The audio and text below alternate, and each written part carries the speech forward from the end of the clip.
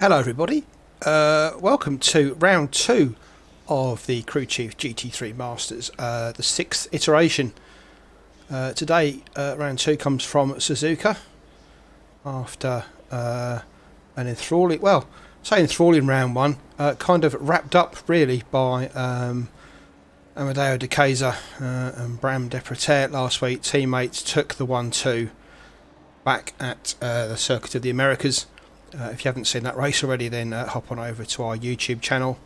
That will be on the playlist for Series 61.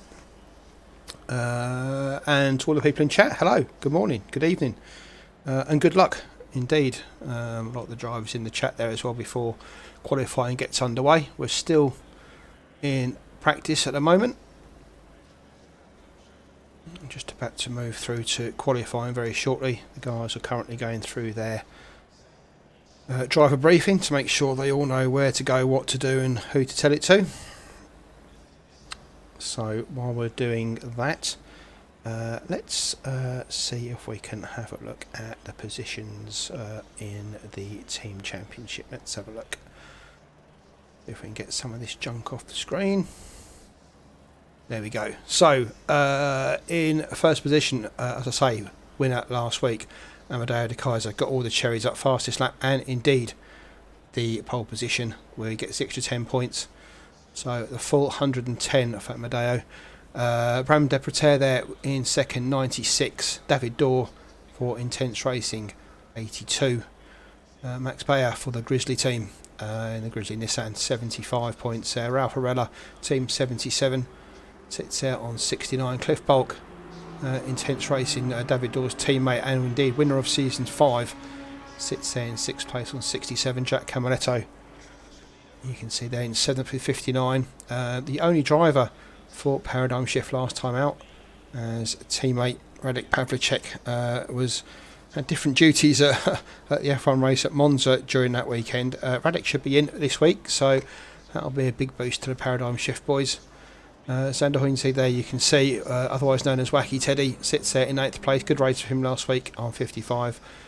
Mark Bosman there, teammate of the rather unfortunate Yves Van Sonde, sits there on 51. Yves into the pit lane, thought it was the motorway, hit various buttons, one of which wasn't the pit lane speed limiter, and was immediately disqualified by the stewards for dangerous driving in the pit lane. So unfortunately for it, because he was doing cracking last week as well. Look at that series sponsor, Jim Britton, crew chief himself, sits there in 10th. That's right, he is the man behind the constant abuse you get on track. Jim sits there in 10th on 48, part of the crew chief Megacorps Works team.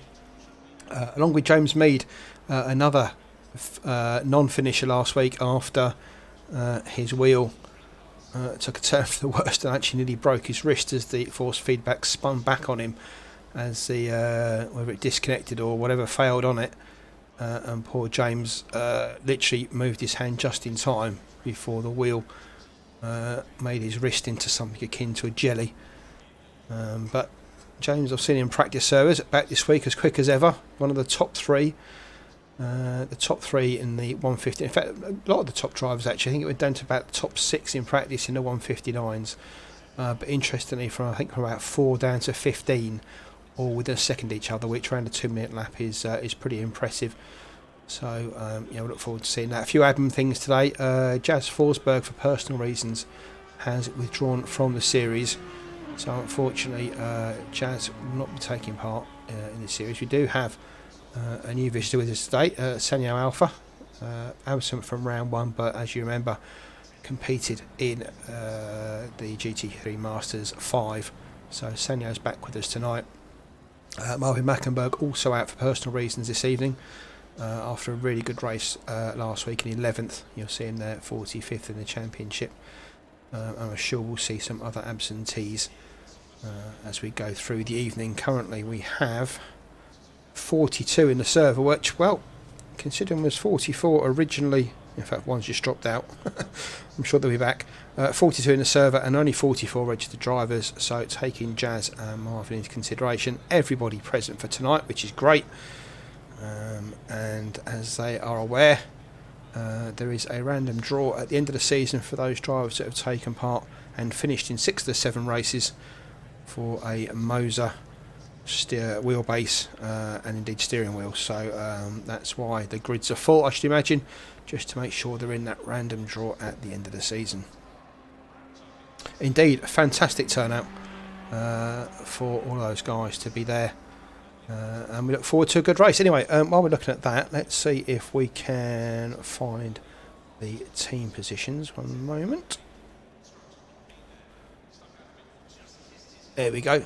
So I say Team WRT, that's Deprataire and the guys are there on 206. Intense Racing, Bulcke and Dhoore 149. Grizzly Racing, that's Beyer and I do know because I just said it, didn't I? Sev Lansley, that's it. Sit there in third on 103. Smooth Sailing.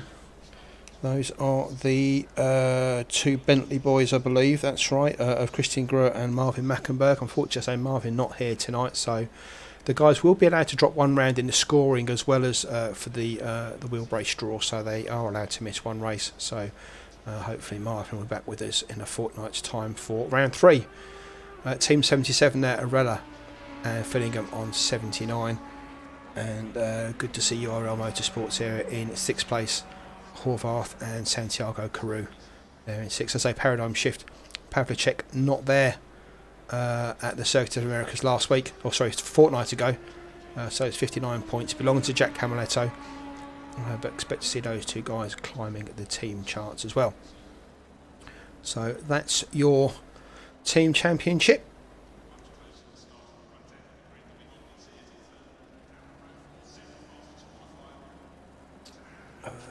Are we in qualifying? No, we're still in practice. That's showing... Or is that just me not changed the session? That's me not changed the session. Or has he?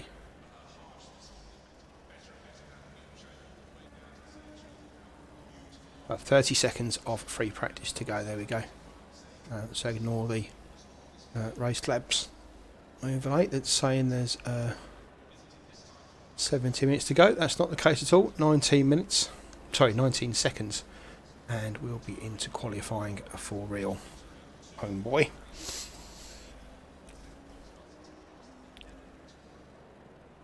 Good to see you all in chat. Hey Zoe, good to see you.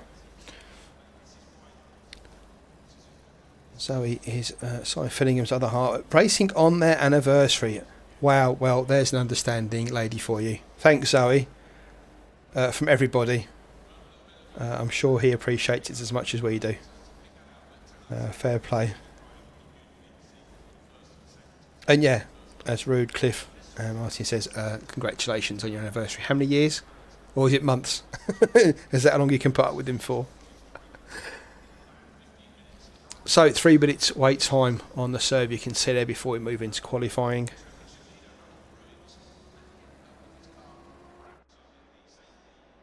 In fact, we've moved manually. 18 minutes to go, and first out of the doors there's Dekeza and Bram Deprataire in the 2 R8s, 2 WRT R8s out on track.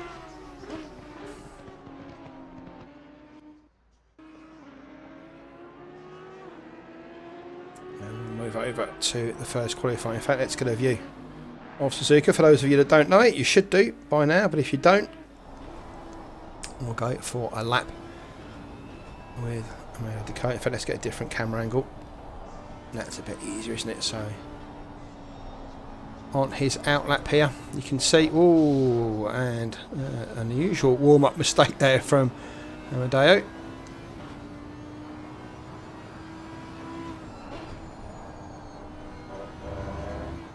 You can see the sun just setting for qualifying. If you're still there, everybody, we are as well. Had another crash, so bear with us for just 1 second while we try and get everything up and running once again. If you want to start a GoFundMe for a new power unit, I think it's on the way out. Because I've played with so many settings this week, and whatever I've done hasn't worked. We've still got the crash. Hopefully we won't have another one. We're just waiting for ACC to reboot. So this won't need a test card really, isn't it? Here we go. Test card and some ambient music is what we need.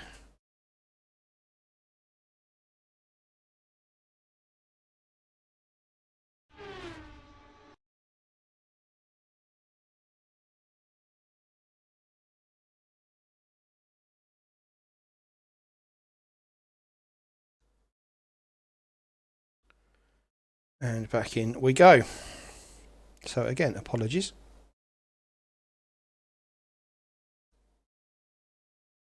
Green light, show them what you got.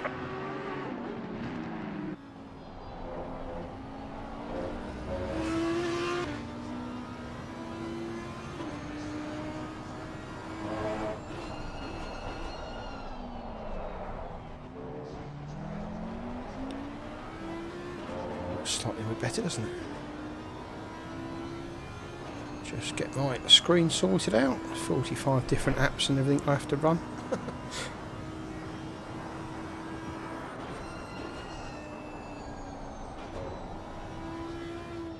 You can see already David Dhoore at the top of the timing charts, but expect to see those times dip into the 159s. They've been there in practice pretty much all the way along, so things will get quicker as tyres warm up.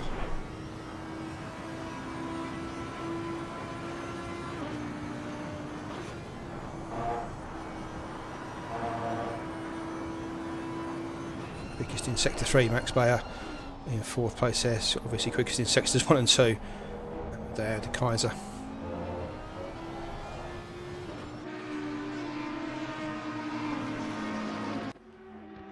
Expect this to see low 2 minutes or into the 159s. An improvement there for Amadeo, though. Bram Deprataire goes through just behind him. In fact, James Mead for the crew chief team has gone through there. Still in the 2 minutes, but as I say, those times will begin to fall as we move into qualifying.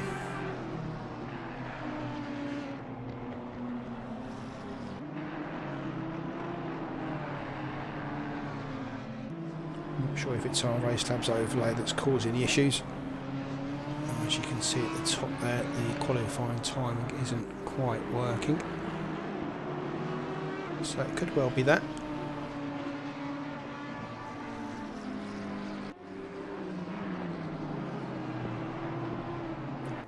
Yep, 18:07, that's of course the in-game time, rather than time remaining on the left-hand side.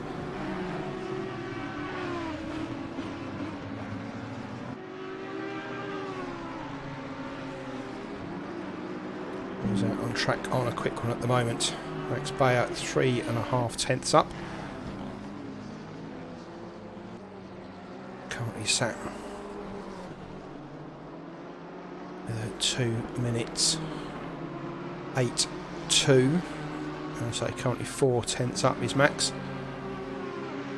And the Grizzly Racing Nissan. Here it is in all its splendour.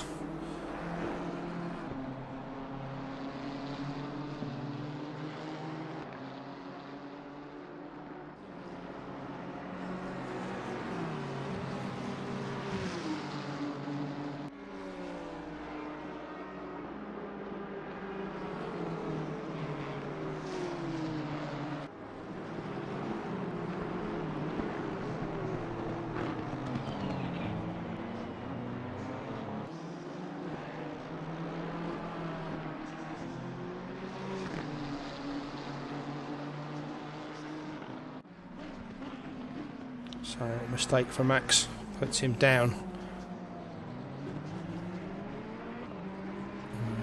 Xander, Wacky Teddy is on a quick one. Down there currently in 13th, currently 7 tenths up on this lap. The TSR McLaren, easily spotted, not a livery for the commentators to see anyway. Look at that, splendid. Lost a couple of tenths through the hairpin, but still 6 tenths up. Yes, I'll move him, if he stays like this, into the top 10.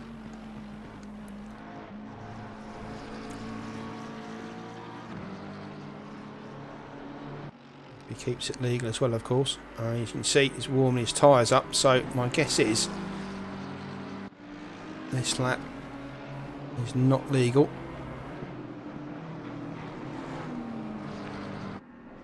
Certainly not legal now, as he goes wide at 130R. So Zander will be starting a new lap. Ralf Arella just led off 4/10 through the hairpin. I just went to look at it, and then as he was 5/10 up, that's down to a 1/10.5 now. So a mistake by Arella at the hairpin. Anybody else currently on better times? James Mead still the quickest out there. Remember, the track is a lot cooler than it was during practice. The evening temperatures obviously taken a hit to tyre pressures and obviously to times as well, as these are about a second off the times we were seeing in practice. Hey Jan, hey Clive, good to see you in chat, thanks for being with us. Just under 10 minutes of qualifying to go, and another mistake from Arella there. So that's put paid to that lap for Ralf. Let's have a look further down the grid, see who's got a good time coming. Andre Molt is coming through the hairpin in the Strive Motorsport BMW M4.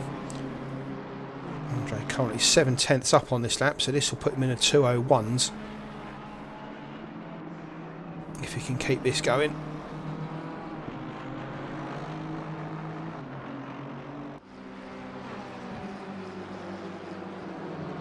Pushing limits through Spoon, and still 8/10 up is Andre Molt. She'll put him easily into the top 20, I should imagine.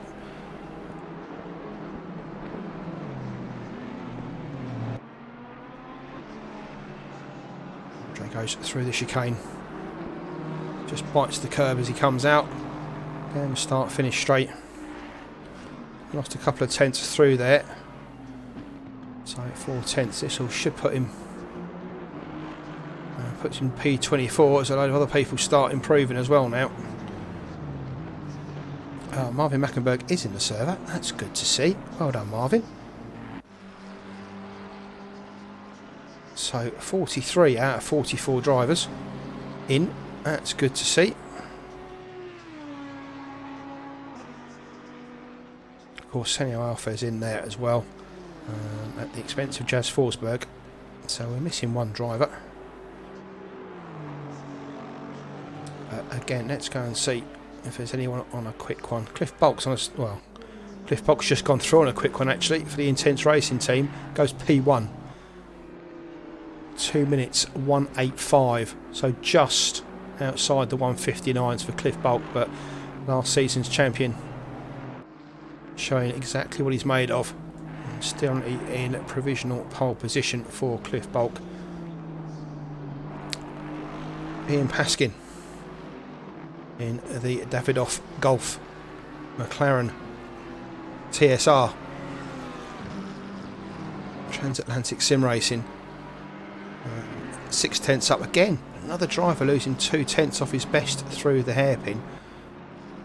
I wonder if that's just where the sectors cross, depending where they go through. But anyway, Ian currently 6/10 up as he exits Spoon. This will put him on a 2:01.4s, which will be somewhere around P10 if he can continue this.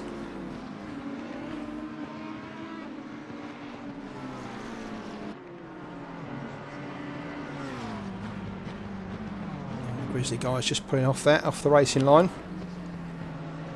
Ian through. Currently a second up actually. Well, 9/10. He just made a slight error through the chicane. But 9/10. This will easily put him into the top 10, I should imagine. Paskin goes through. P9 for Ian Paskin. Great lap, Ian. Well done. Puts him ahead of 8 times RRL champion Ralf Arella. Struggling in that BMW M4 today. Down there in 10th. That car obviously not suiting him and Fillingham as much as Alexis did last season. Arella race winner, but this time struggling in the M4. He did have some hardware issues, Ralf, in the week. A few brake pedal issues. And I think he's still carrying those, which may be some reason why he's down there. Well, say down there in 10th for Ralf. That is down there. Who else is on a quick one? De Keyser's gone top and he's on a quick one again. Although he is just going through turns 3 and 4. But already De Keyser 3/10 up on this lap and into the 159s, 159.992. Amadeo, winner last time out in the first round at Circuit of the Americas, carrying that form through to Suzuka by the looks of it today as well. Hey Ladislav, good to see you, man. Come on, JJ Racing. We'll have a look at those in a second. We'll just see this lap from Amadeo. He's bled off 2 of those tenths he was up. In fact, now he's bled off all 3 of them. So, obviously quick through the Degners on the last lap. He's still green. In fact, everyone in the top 10 is currently green, with the exception of Ian Paskin, who's just in the red. We expect to see the cherries start to fall as everyone starts to improve. Hughes von Song currently half a second up in 6th place there. Half a second will put him in the top 3. I'm not sure if Amadeo went wide at 130R there, whether this will be an invalidated lap. He's just dipped into the red, so my guess is he's eased off now, so that was an invalid lap. Let's go and look at Hughes von Song. So unlucky in the last round at Circuit. Well, you could say he was unlucky. You could say the pit crews were lucky, as he didn't mow anybody down in the pit lane as he went through at speeds in excess of light. But currently, Eves 3/10 up on this lap as he comes down to Spoon. Another one, half a second up. James Mead currently there in 4th place.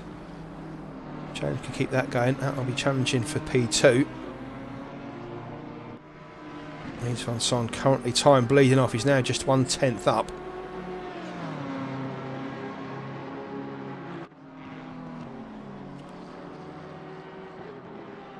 Come up on a slower car as well. One of the JJ Racing teams. I said I'd mention you. I didn't mean to mention you in that kind of. It's just unlucky for Hughes where he's fallen there. Oh, and a little nudge for one of the JJ teams. That's Hughes is waiting for him, but that's not really going to help the JJ team because he's got a second lap as well, and he's gone back to the pits. Here's James Mead, 5/10 up. He's going to go across the line with a toe, and he does indeed go second to De Keyser. So De Keyser, Mead, Bulcke, Deprataire, Beyer, Dhoore, Arella, Camaletto, Hughes von Song, Santiago Carew. And for some reason, Fillingham's dropped down to 14. I should say, where's Cy Fillingham gone? But as I said, everyone else improving. And now the time's beginning to tumble. Just 2 minutes to go. So time for one more lap from people.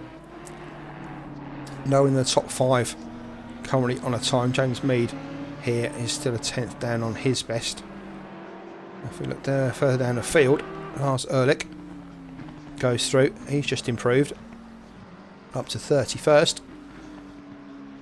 JJ Racing, you can see, look, all the way down to 30, just 2.5 seconds, which round here is easily lost and made.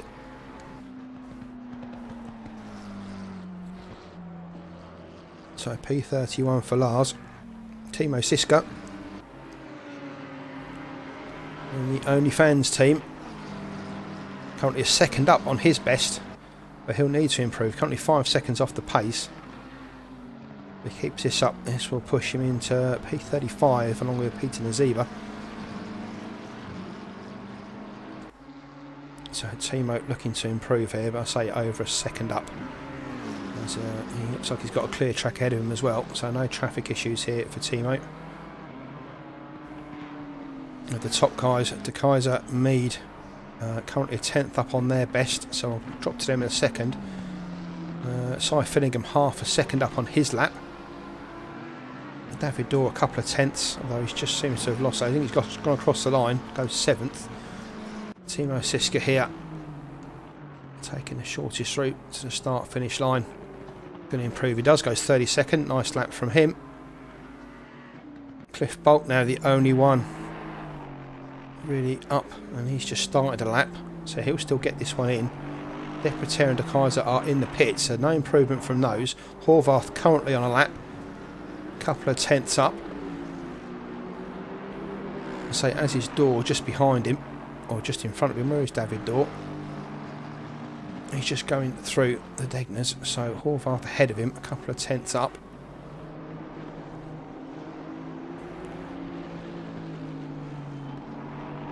Horvath just running off the curbs there at Spoon. I'm not sure if that's a track cut or not. I don't think it is. I think you've got to be right off the curbs, off the red and white curbing. So Horvath can't be coming through. He's lost a bit of time at Spoon. He's a tenth up. Cliff Bulcke 2 tenths up in third. Caminetto 2.5 tenths up in 10th. He was on Sond half a second up on his lap. But Horvath's going to go through.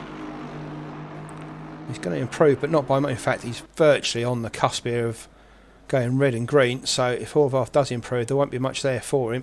Stays 5th. Takes the checkered flag. Here's Max Beyer. Currently 2.5 tenths in the good. Yes.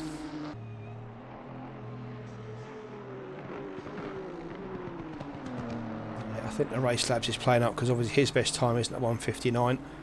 That's from the leader, De Keyser. So I think you should ignore those, I think. Max is going to come through. He will improve. And he does, goes 4th. Nice lap from Max there as he pulls off. The only one still out at the moment on a lap was Ian Paskin. Improves to 15th. Nice lap from Ian. Ladislav Toth coming through. He's a second up. This will push him up a little bit. Once Ladislav's through, I think that's just about it. Currently sat P39. Goes through P34. Nice lap, Ladislav. Pavel Bogdan there at the back, yet to put a lap in. So he'll start from the back of the grid. And the drivers will now go through and set their cars up for the race. Just a couple of minutes to go.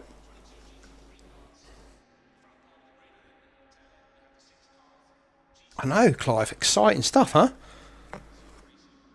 Oh, chat's not on the stream. Why is that? 1 minute caller. Let's get that up.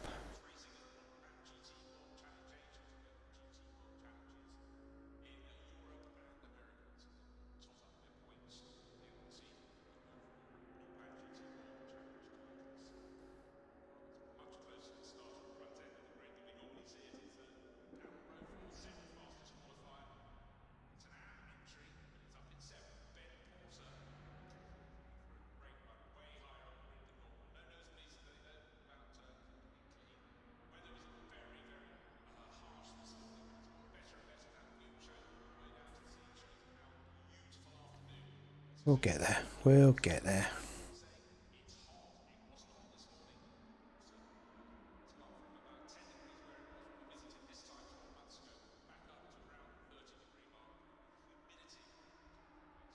Welcome to live chat. I'm in live chat. What's all that about?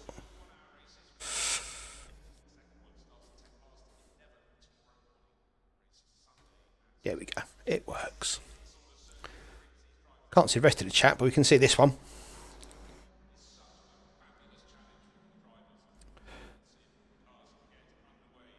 You can see Clive there. Well, you can't see. I can see, but you can't see. The field is closer than I thought it was going to be. Mighty stuff. You're right. And as I thought that was in practice, we could see just how close, especially that midfield's going to be. It's going to be pretty packed today. Hopefully, we'll have a cleaner start than we had last time out.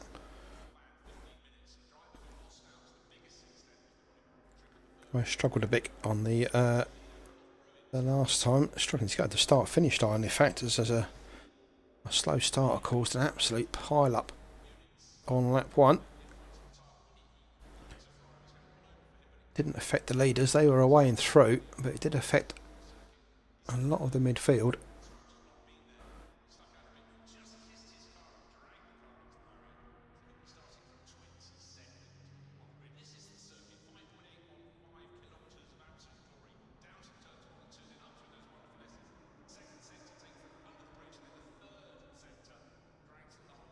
So just a couple of seconds to go.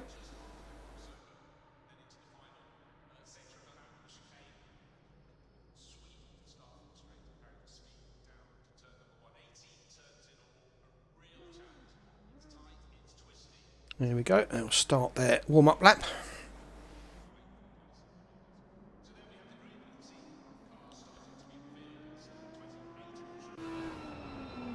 There's a view from Amadeo de Kaiser down into turn 1.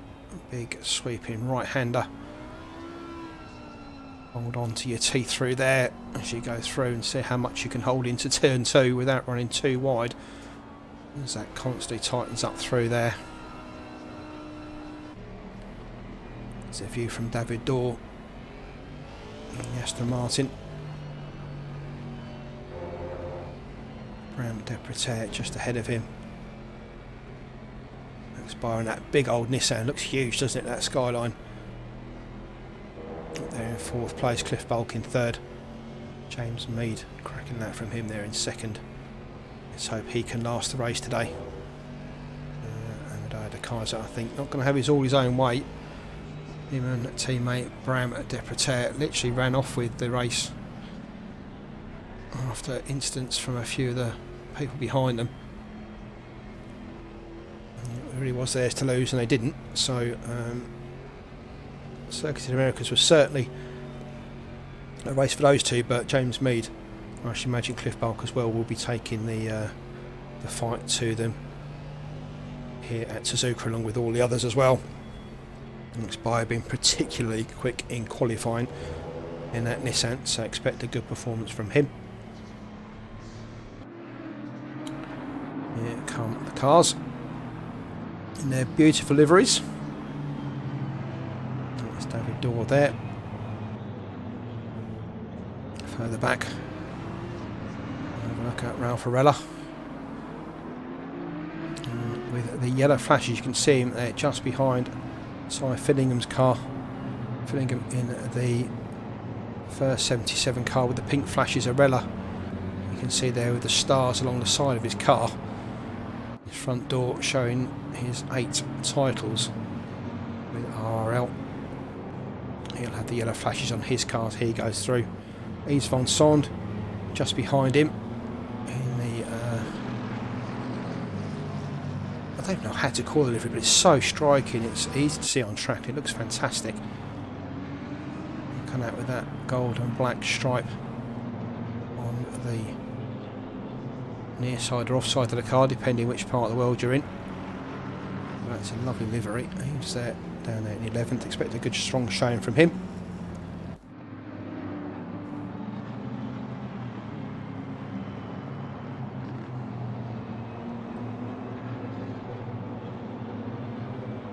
Back to the Kaiser as the field will start to go in double file and put into 2 trains as they go round to the start finish line.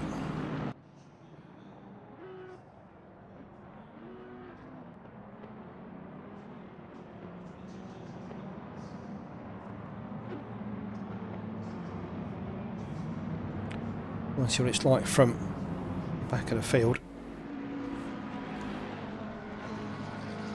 This is the look.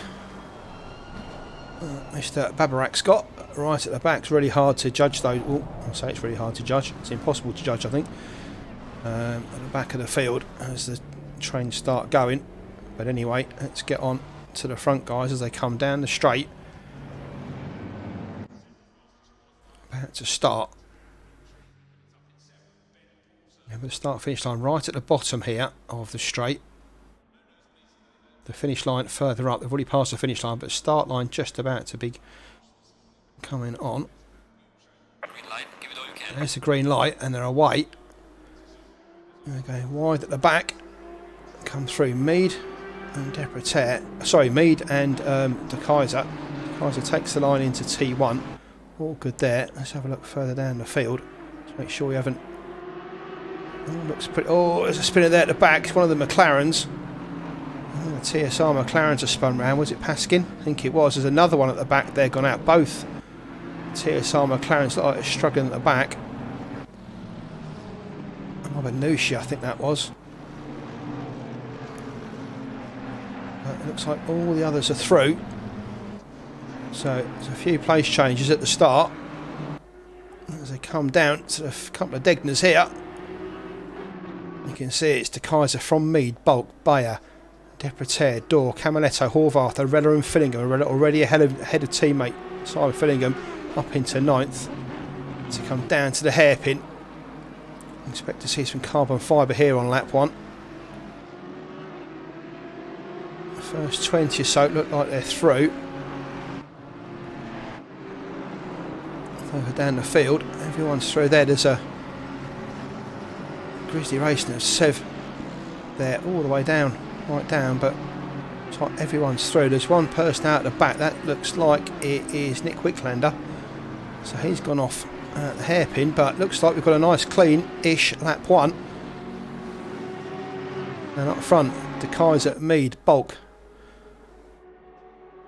In fact, yeah, sorry, I couldn't see Cliff Bulk's car behind them, but yeah, the top 3, as they all run a little bit wide there. In fact, one riding really about David Dhoore. Going and looking at the barriers there at 130R. I can't imagine he's gained any time there.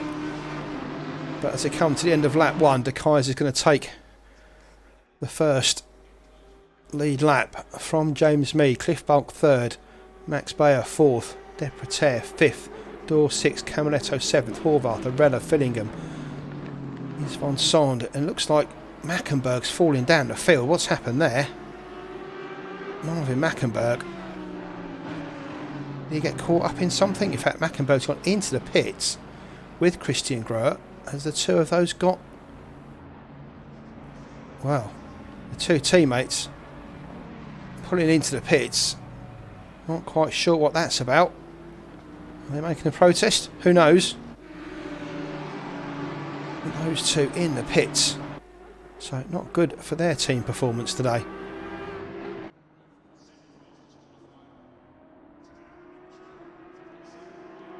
De Kaiser, Mead, Dhoore, Beyer hanging on to the back. They're just dropping Bram Deprataire slightly. David Dhoore, Camiletto, Horvath, Arella. In fact, I'll take that back down to Camiletto. They're almost there. A little bit of a gap to Horvath.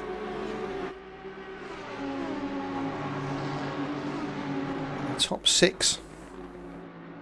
There or thereabouts. Further down the field. Bergsman's got his hands full there. I'm not sure. Saw a yellow car back there. I wasn't sure if that was couldn't have been an intense racing one, but it's very similar. There's Seb Lansley in the second Grizzly Racing Nissan. Don't forget teammate Max Beyer up there in 4th. See what it looks like further down the grid. Kaiser still leads Mead and Bulcke. In fact, there's been an incident. Cliff Bulcke has gone wide, coming out of the chicane. And Bulcke now down with teammate David Dhoore. De Kaiser goes through. James Mead 2nd. Bayer's up to 3rd. There's much damage to Cliff Bulcke's car. I'm not sure if he went in there with...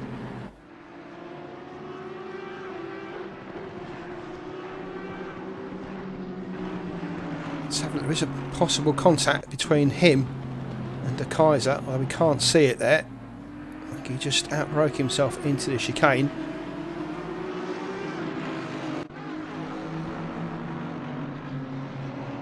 If there was a nudge coming into the chicane as they went side by side, not sure. The replay won't show us. See if we can find the incident between Mackenberg and Groert. There's an incident here. Oh, in fact, there was a car stuck in the...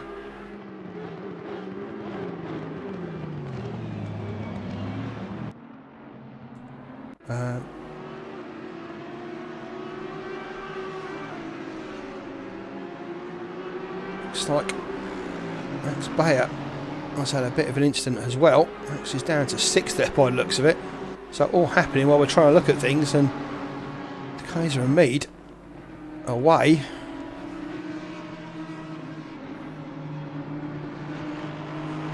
So the Kaiser leads Mead. Trying to keep up with who's doing what here.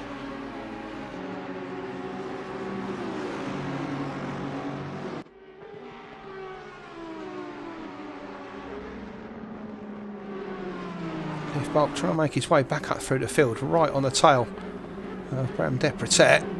David Dhoore right behind him.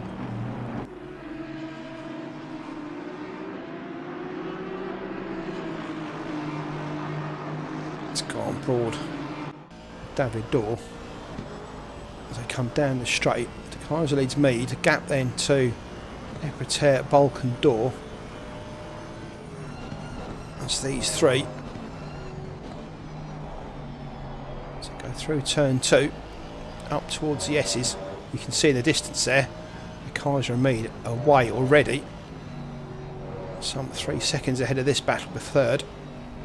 Max Beyer, a mistake from him. It's dropped him down to 6, a second and a half off this battle. He's got Camaletto right behind him. With Robert Horvath, Ralf Arella, Si Fillingham, Yves van Sond, all in a group together.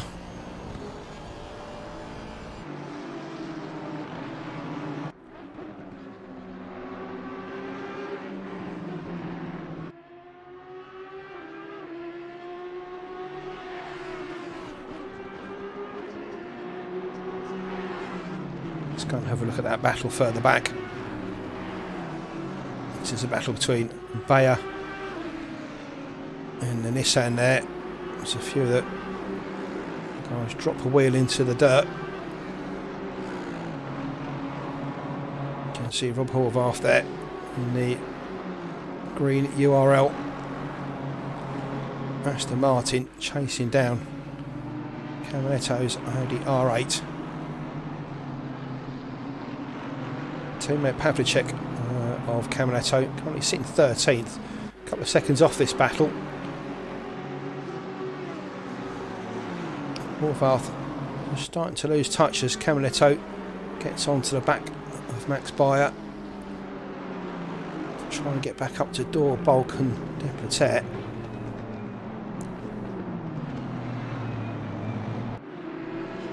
Meanwhile, De Kaiser and Mead is showing 0.2 there. Might be a little bit more than that. Yeah, that's about half a second. It might have been 0.2 going into the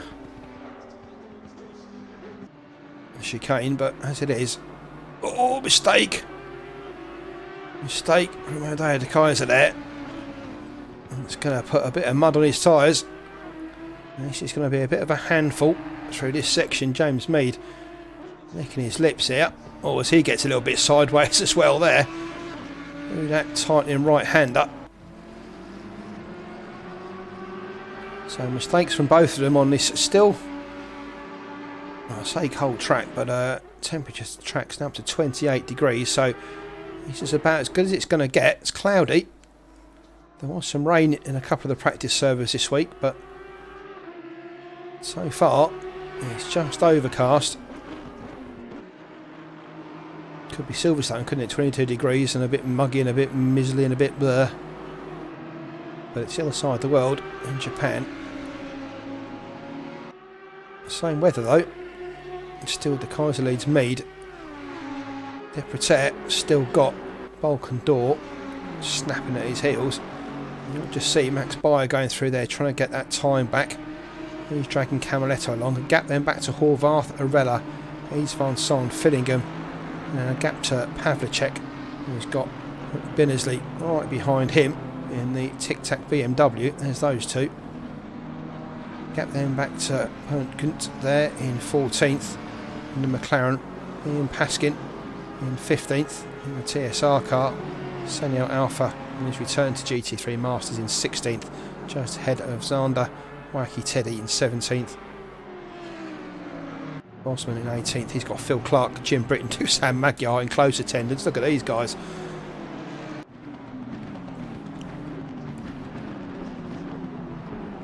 car, so just a nudge there from, looked like it might have been Paskin, has turned round. It wasn't Yves Van Song because he's in 10th, so my guess is, who was that? Was that no, Sev Lansley's in the in fact that McLaren might have been Phil Clark actually in the, yeah, it's Mark Bosman. He's turned round Phil Clark, so not great there from Phil into the chicane.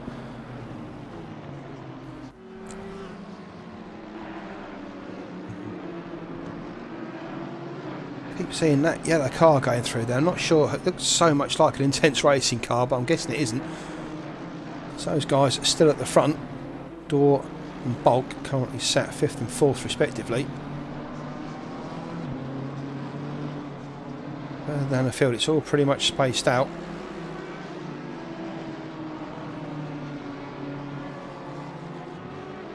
Few issues for the guys at the back. Pavel Bogdan did start, he's currently in the race. It's at 42nd. Walt Graves right at the back there in P43, so they've had their own little issues. Up front, De Keyser still leads Mead by 0.8, and then Deprataire still being nibbled up by Cliff Bulcke. David Dhoore just taking a back step a little bit and just letting the tyres cool down. Currently sat about 8/10 off the back. You can see there in the background Max Beyer, Jack Camaletto still involved in this battle for 3rd. Gap back to Horvath, who's got Arella, Yves Van Song and Finnegan behind him. He's come down to the chicane. Bulcke, suspect on the brakes there, just eased off and broke a bit early to make sure he didn't go through. Further back, that's Horvath, Arella, Van Song and Finnegan behind them. See the gap there to Camaletto, he just exits your screen stage right. And another gap you can see behind Finnegan to Pavlicek, Binnersley, Kunt and Paskin. Let's go have a look at those guys. There is Pavlicek. You can see behind him Binnersley, Kunt and Paskin. Rest of the field pretty much stretched out now, as they've all dealt with their own little incidents and accidents. Andre Moll currently sat 28th, with teammate Jody Barraclough in 29th. Good showing from Jody last week. Now down at the back, and towards the back there in 28th and 29th. Ruud Dennis right with Nick Campbell in 33rd, sorry. Special mention for Ruud and his Japanese inspired livery on that Nissan GTR. Hence why Ruud has the privilege of having a thumbnail for this week's race here at Suzuka. He's chasing down anyway Nick Campbell with some gusto here, Ruud Dennis. Good to see those two having a fight there at the back. Meanwhile up front though, De Keyser's pulled out 1.5 on Mead now. Deprataire some further 3.5 seconds back. Still got Bulcke, Dhoore, Beyer and Camaletto. That's now a 5-way battle for 3rd.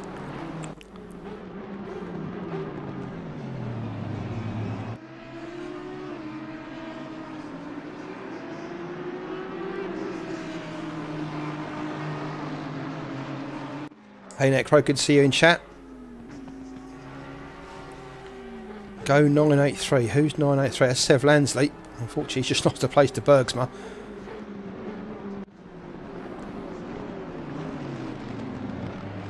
There is Sev.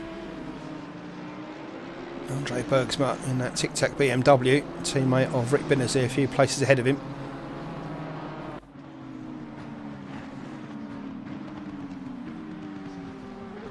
Dusan Magyar just going through in the AMG. Just below, then comes Bergsma and Lansley. So if you're still there, your boy's doing good. Currently sat 11th.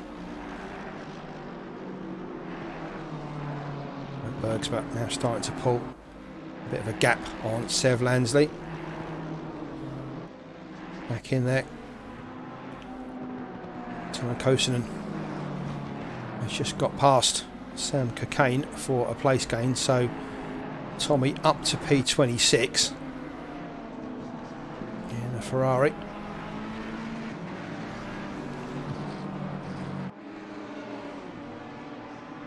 Driving from Tommy. The two JJ Racing boys, Ladislav Toth and Peter Ziebert, just behind them in the Audi R8s. There they go.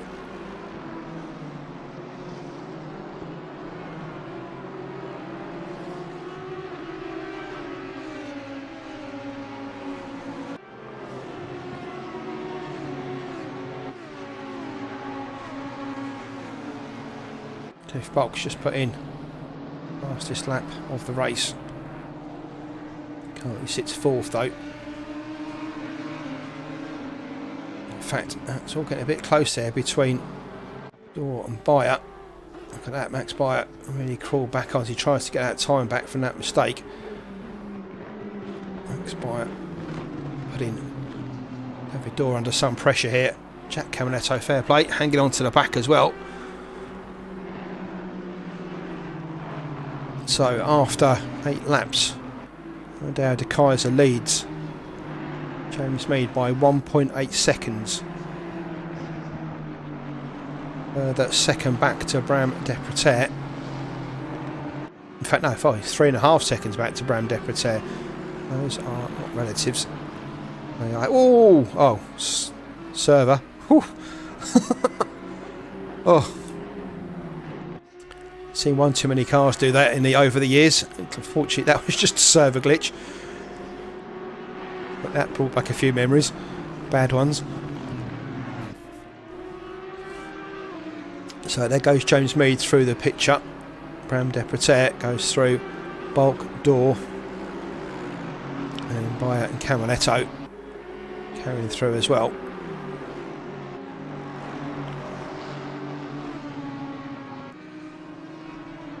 Behind those, 5, nearly 6 second gap back to the also rounds of Horvath, Arella, Vincent, Fillingham. Running around there, chasing 8th place man Robert Horvath. Just gets a little bit of a slide on there coming out of Spoon.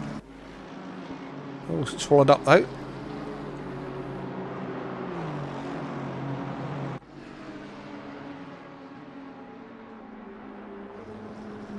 There's Miguel Santiago Carew, teammate to Robert Horvath, down there in 30th. Obviously had some issues. Let's have a look, see if we can find anything that's happened recently we need to look at. Possible contact between Fillingham.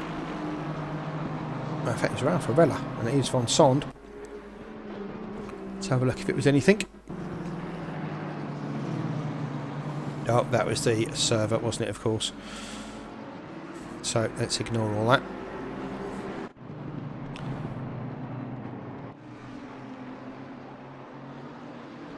I have seen car number 12 being involved in quite a few incidents. Who is that? That's Rude Dennis, unfortunately.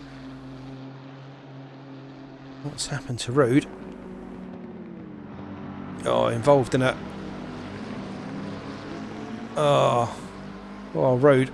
That was a 4-way battle. It was always going to be tight round Spoon, but that rather pretty GTR not looking quite as pretty now.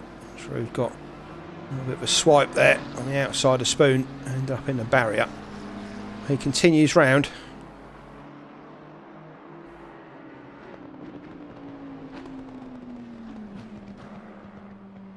Let's go back to the battle up front. Deprataire in 3rd. Bulcke, Dhoore, Beyer.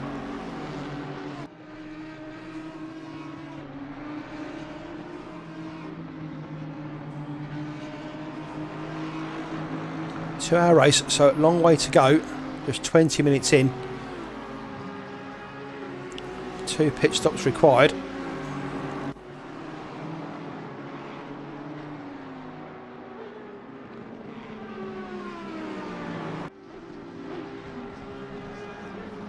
You can see the little orange marker next to the guys. All the top 23 drivers are showing a 2, which means they've yet to stop.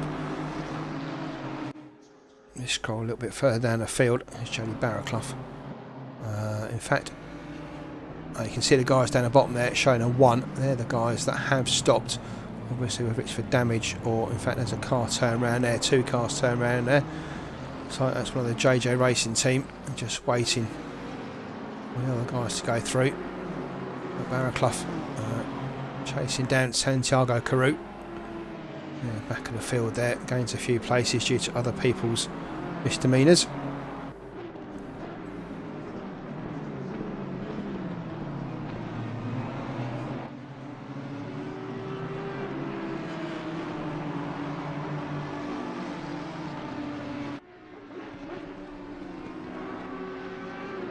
Cliff Bulcke really throwing that car around the Degners as he looks to get close to Deprataire. He is very close to Deprataire here.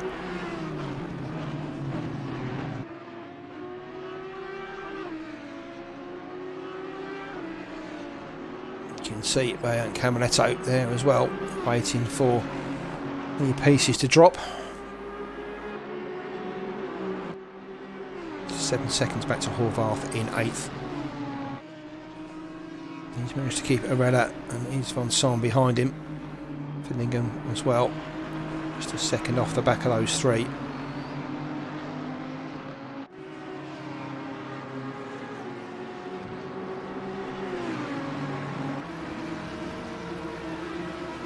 There's the gaps. So go through 130R. And up to the chicane.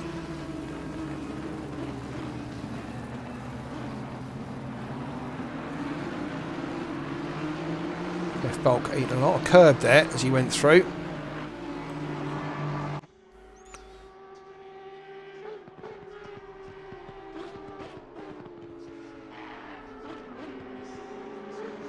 Five cars in the battle for 3rd. The Kaiser's bolted up front, 2.5 seconds now to James Mead. He's keeping the gap to Deprataire a steady 3.5.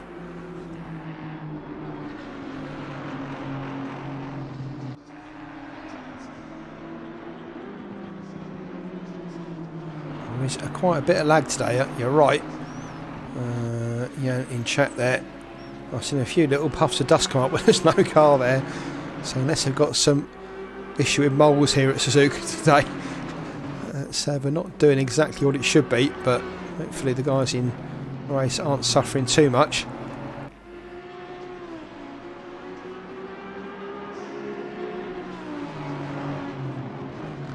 Just stick with this battle because it's pretty intense. Further down the field, Rick Binnersley really pushing Pavlicek, just half a second between those two. In fact, I think Pavlicek's got past Binnersley there.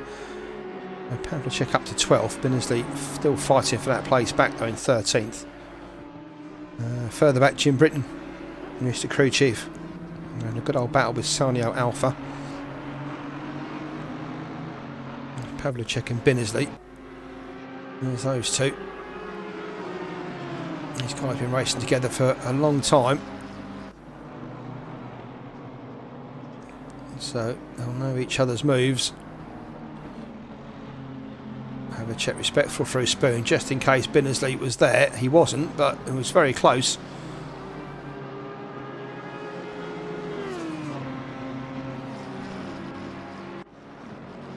Pavlicek in the second paradigm shift car.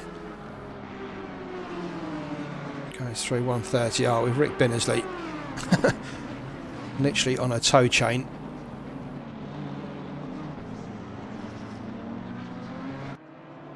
Two of them take different lines, but same result through the chicane. It now go down the start finish straight with just 0.2 between them. Make that 0.1 as Binnersley sits in the tow, looks out for a move into T1, thinks better of it. That's compromised his turn in. His line into turn 2 slightly.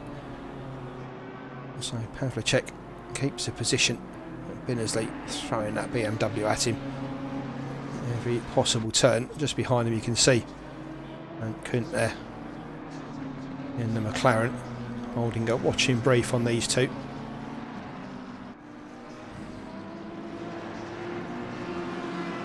Not much has changed up front.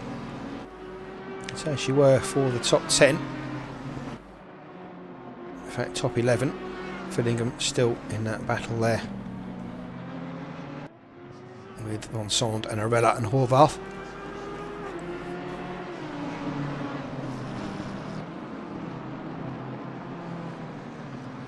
Did say Jim Britton was in a battle.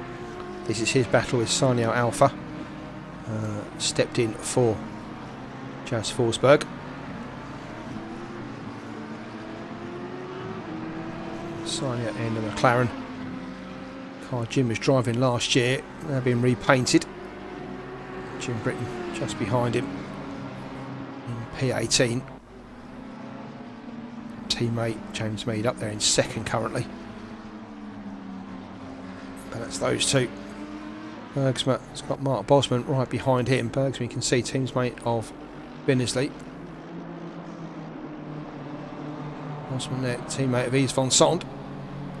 Chasing him down. And just behind them, Sev Lansley, who's Max Beyer. Max Beyer's teammate. So all these guys have got people fighting their cause further up the field, but you can see the quality goes right back through, all the way down the field. Andre Bergsma, by no means a slouch, winner of the Green Hell a couple of years back now in the M235i. So quality, as I say, right through the field. You can see there Phil Clark just behind there in P23 in the McLaren liveried NSX. McLaren liveried? Marlboro liveried. What I meant to say. The Marlboro liveried NSX.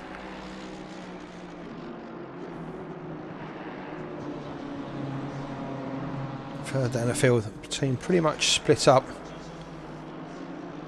Nick Campbell has got Lars Ehrlich just behind him. Further down the field. Nick in that Bentley. Just behind him in the JJ Racing colours. So those having a battle further down the field. Meanwhile up front, Cliff Bulcke has managed to battle his way past Bram Deprataire. Sorry for missing that, guys. But Bulcke's through. He was starting to push on, and indeed he has.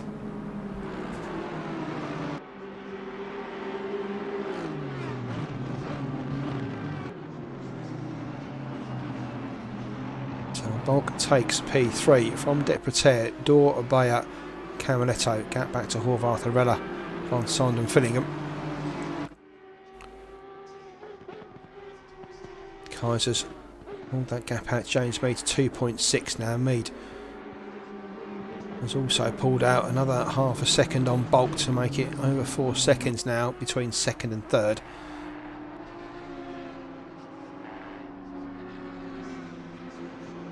There's that mole again in turn 3.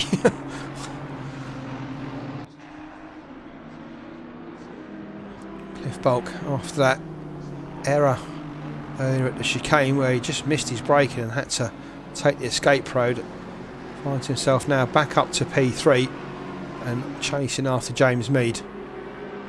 You can see behind Deprataire has now got David Dhoore, the other intense racing car, starting to eat away.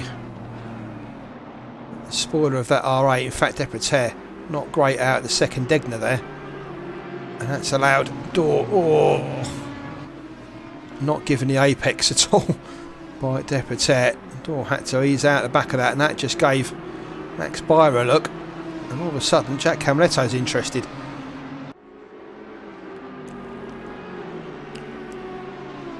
So a bit untidy for a couple of laps there from Bram has allowed Bulcke through and Dhoore to be interested. As they come up to the end of the 15th lap, De Keyser leads Mead and Bulcke here in third and Deprataire in fourth. Dhoore, Beyer, Camaletto. Gap then back to Horvath, Arella, Van Sant and Fillingham, and gap then back to Binnesley, Pavlicek, Kunt, Paskin, Wacky Teddy, and then Sanyo Alpha still got Jim Britton there eating away. Gap to Magyar, Bergsma, Bosman, Lansley, Phil Clark, and further down the field We've still got Peter Naziva, Andre Mole, Jody Barraclough, teammates there, 25th, 26th.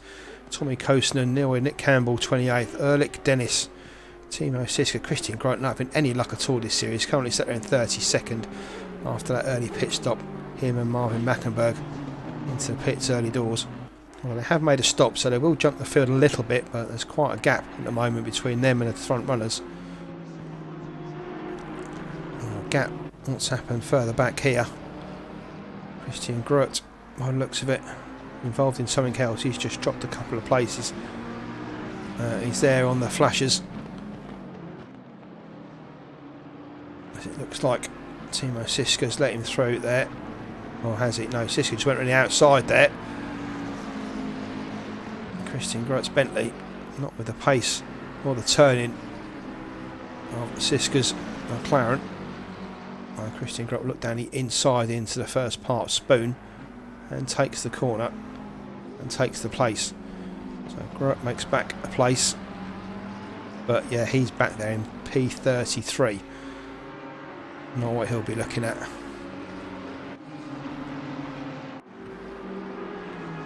This time last lap, David Dhoore was having a nibble at Deprataire. This time, Max is having a nibble at him.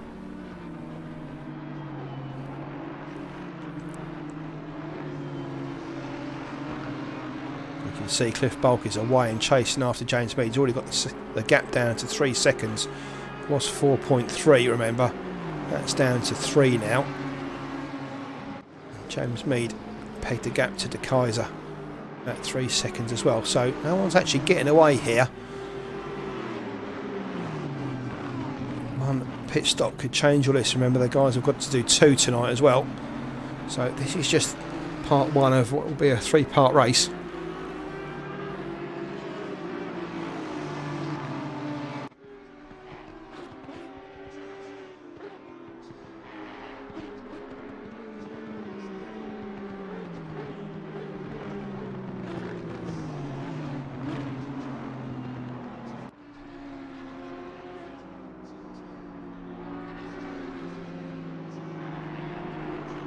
Go back and have a look at the Wolvarth Arella von Sohn battle. That's those 3 there. Wolvarth in the Aston Martin, Arella von Sohn in M4s. Gap back to Fillingham, 4 seconds. I'm not sure if that's a slight mistake from Fillingham or just the pace of these 3. But they've opened up 4 seconds on Fillingham in 11th. Gap back to Binnersley, who's got back ahead of Pavlicek. Those 2 still neck and neck, really. Having a good old battle between them. Britton and Sanyo Alpha have swapped places. There is Jim Britton. Where's Sanyo Alpha? Some 3.5 seconds. There's only an instant between the 2 of them. Let's have a look. Jim Britton only outside of turn 1. Oh, Sanyo goes very wide there.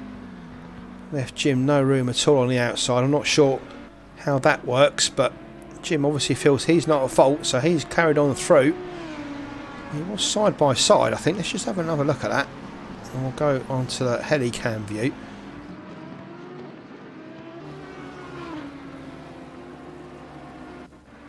There they go. Britton ran the outside of Alpha.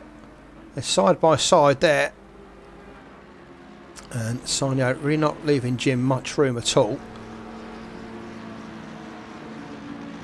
And coming off worse for it, so Britton controversially up to 17th, Sanyo Alpha down to 18th.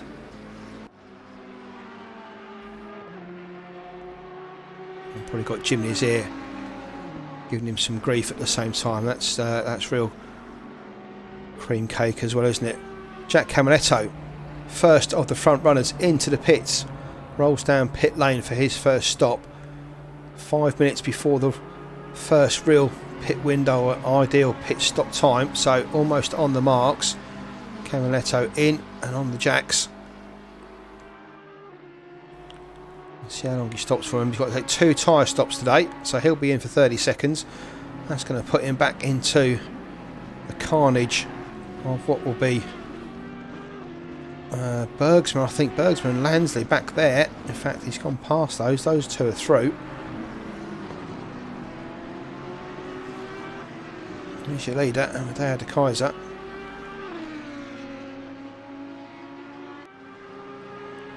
Cameletto still in the pits. Naziba and Moll have both gone through. Barraclough's gone through. Cameletto just coming out of the pits now. Tommy Coaston comes down the pit straight. He's going to come out there. He's going to come out in 26th place. Is Cameletto.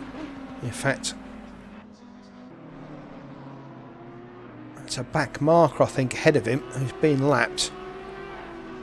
As it's showing, Cameletto has got Barraclough and Moll ahead of him. TV Towers trying to catch up, but that's how much a pit stop's going to cost you here today.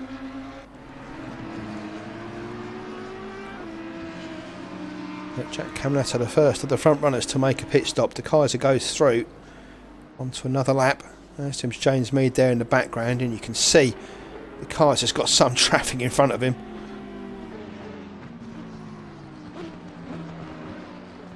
Still overcast, and indeed the forecast says just as much. One of the JJ Racing teams lets the leader through, so anyone held back there. Deprataire makes his way through the back markers.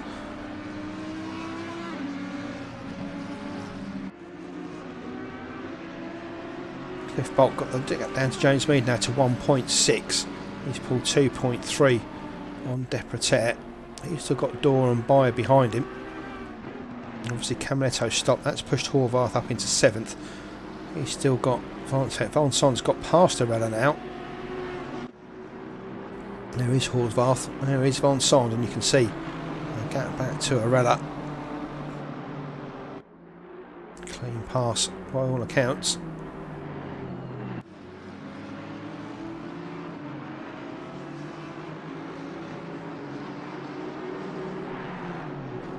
Just remembering to save me replay. That's done. Probably a little bit too early. I've got 1:22 left. I have to do another save.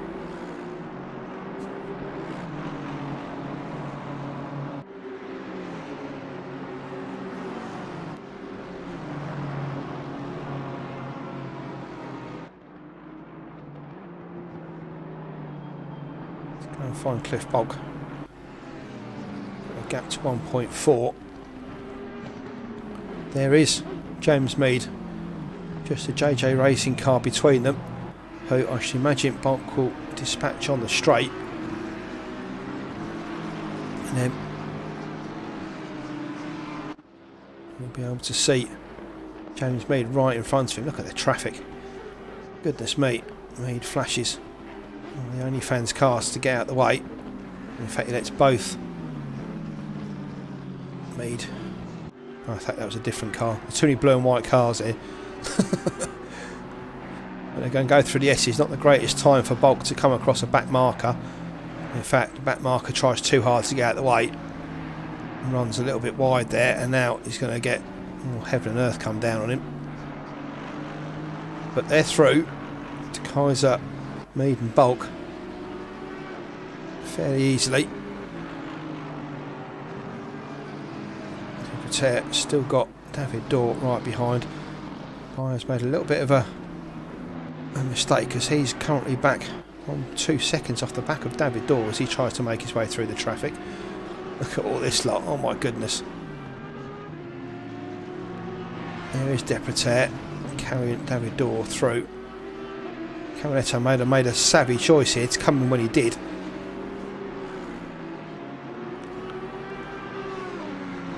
Current lap times for these guys are on the 2:0, high 2:01s, and their best times are 2 minutes 5 for the quick guys.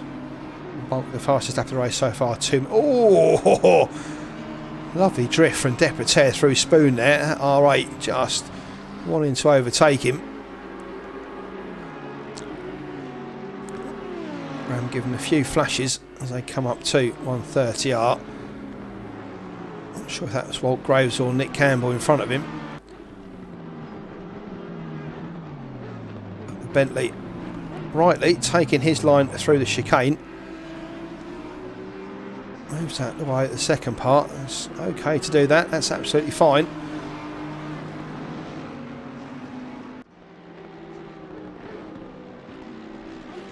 It looks like Max Beyer behind has gone into the pits. Has he? He had. Look at that. Here they all come now. So Max Beyer into the pits for his stop. Went in 6th position. We'll see where he comes out in association with Jack Camaletto.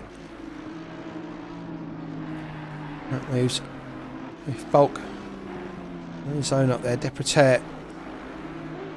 Still got David Dhoore hanging on to the back of him. Deprataire being a snow player through the back markers. They're all blue, not black. David Dhoore hanging on to him. Just sitting in the wake. And you can see teammate Cliff Bulcke up ahead. Some 4 seconds further up the road. James Mead just goes through. There goes Bulcke. That's the back marker. And then Deprataire and Dhoore here. Gap of 13 seconds to Horvath as he struggles to get through the back markers. Von Son's gone into the pits, so that's left Arella free. Fillingham also in. So Binnersley now sits there in 8th. Paskin's 9th. Wacky Teddy 10th. Jim Britton 11th. Sonny Alpha's got that gap back to 2 seconds to Jim Britton, as the anger provides extra pace for Sanyo Alpha.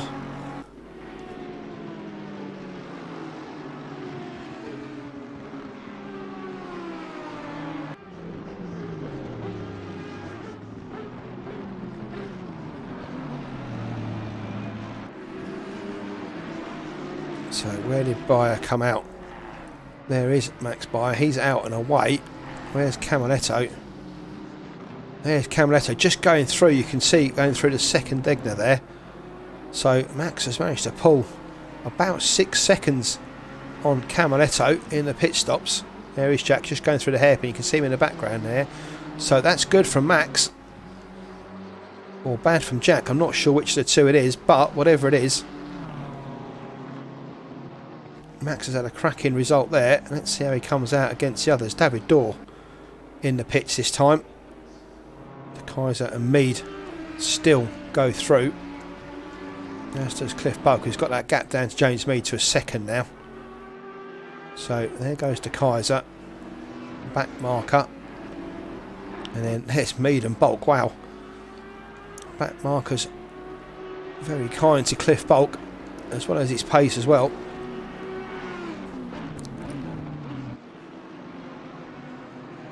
You have to say, Cliff Bulcke fastest lap of the race so far, and closing James Mead down.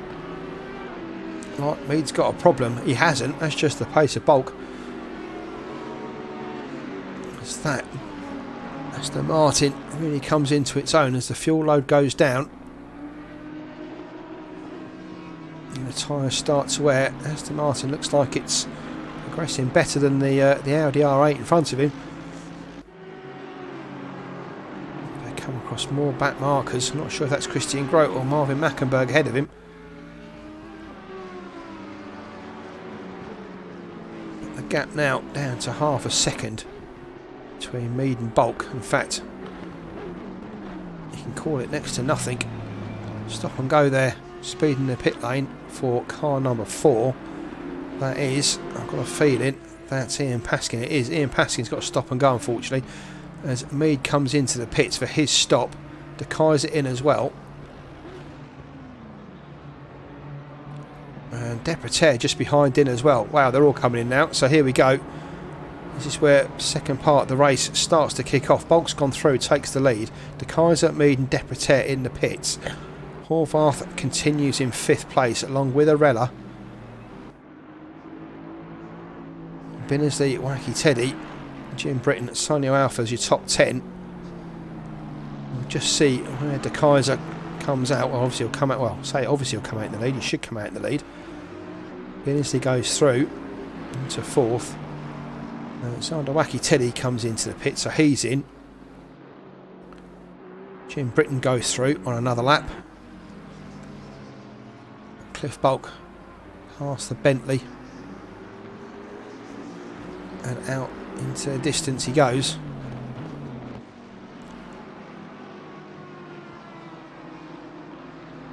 De Keyser comes out the pits. Away he goes. James Mead out as well. Deprataire leaves the pits. Where's he going to come out? David Dhoore's through. There is David Dhoore. So Dhore's managed to get past Deprataire in the pits. But look at that. Max Beyer has got ahead and jumped David Dhoore in the pit stop. So it was a cracking stop from Max Beyer. He's through. James Mead made a good stop as well. Gap's now 4 seconds between Beyer and Mead. Mead to De Keyser at 6 seconds. So Ameda De Keyser, an amazing stop for him. He was in and out like a rocket. He's pulled the gap to James Mead to 6 seconds. Max Beyer in what will be provisionally third. Well, I'll say provisionally. Cliff Bulcke, of course. Don't forget Cliff Bulcke out the lead. Bulcke's gone through again for another lap. So while he's got a clear track ahead of him, Cliff Bulcke making the most of it, as he should.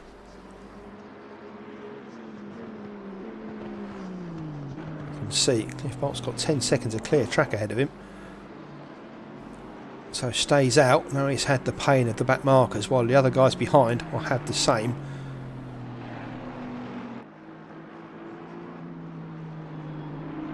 Max Beyer and David Dhoore. There is Max. You can see Ruud Dennis just ahead of him. So this could be wise old thinking here from Cliff Bulcke. Goes long, stays out of the way of the traffic. Nice driving from Ruud Dennis there, out the way. That's how you handle a blue flag. Wide from Dhoore on the exit of 130R. Stop and go cleared from Ian Paskin. That'll push him right down the field. I'd like to see only make that mistake once, but you don't. Yves van Sand, a victim of the pit stop last time out at Cota. Currently sat there in 13th. Nice driving from Yves van Sand. Camaletto, one of the losers in that pit stop phase. He's down there in 12th. In fact, he's gone to 9th now as Arella, Horvath and Binnersley pit. And in fact, Britton and Alpha have still to stop as well, so that will put Camaletto back to 7th. So my apologies, Jack, you'll be doing alright. Just look worse than it was.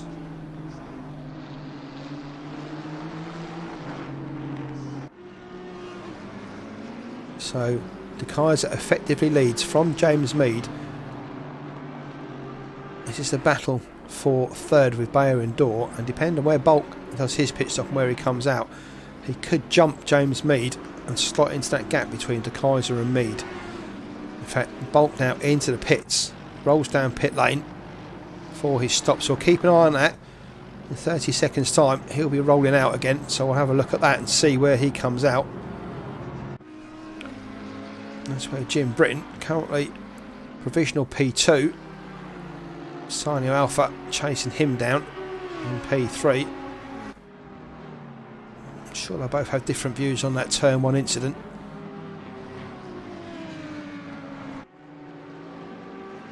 Good race from both of them so far.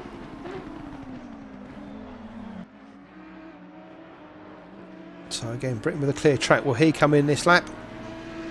No, he goes through. Alpha in the pits though, behind him. So Jim Britton on his own. Cliff Bulcke still in the pits. Where's De Keyser? De Keyser comes down a start-finish straight, so De Keyser keeps the lead. There's James Mead. Where is Cliff Bulcke? Cliff Bulcke just exiting. And there's James Mead. So the gap's kind of as it was between Mead and Bulcke, about a second, give or take. Bulcke on 3 or 4 laps younger tyres now than Mead. So when this shakes out, it'll be De Keyser from Mead, Bulcke, Beyer, Dhoore, Deprataire, Camaletto. Yves van Sand made his way up to 9th position now, ahead of Arella. Robert Horvath, a loser in the pit stop phase. He's come out half a second behind Arella. Arella's come out 4 seconds behind Van Son, so nice pit stop from Yves Van Son, puts him in 9th position.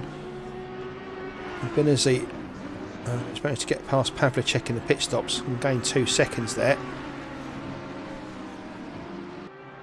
De Kaiser coming up on some more traffic. They're still in the 2 minutes, the front runners.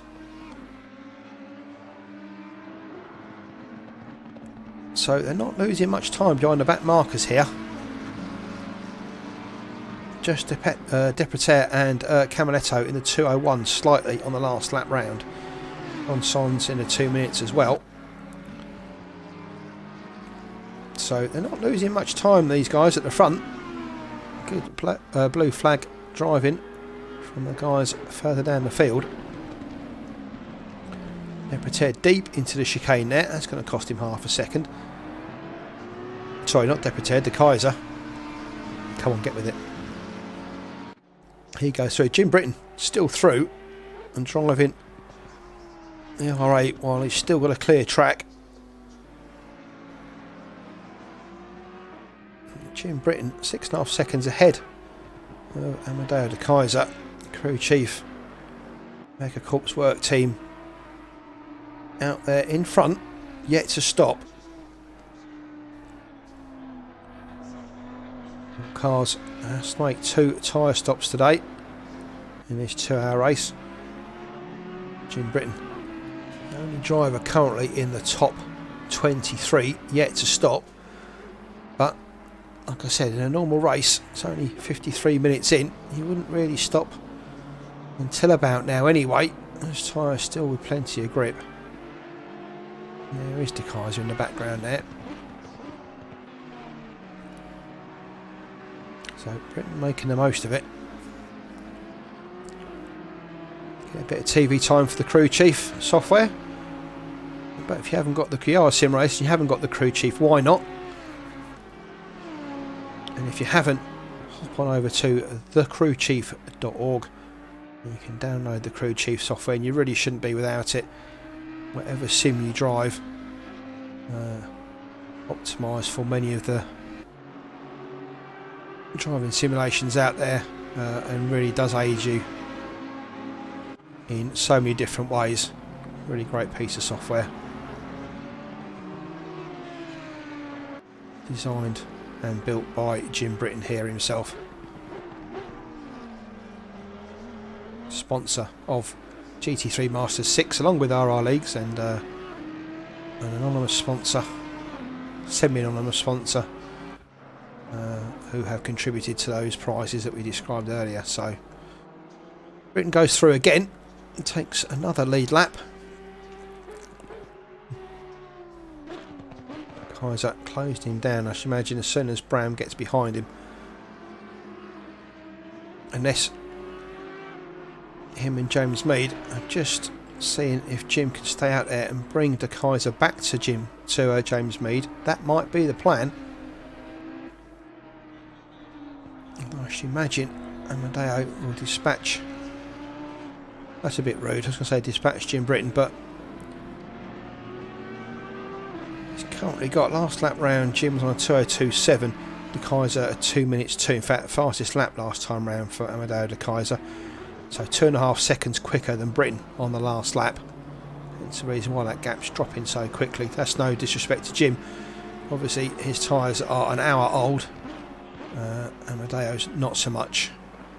I should imagine that's the plan between the two teammates from the crew chief team, is for Jim just to keep De Kaiser behind him for as long as possible, to try and get James Mead back into the fight. Cliff Bulcke still 1.7 behind Mead, by 2 seconds off the back, with David Dhoore still hounding Max Beyer there in 6th place. Deprataire 4 seconds back there in 7th, with Camaletto in 8th, Van Son 9th, and Arella round out your top 10.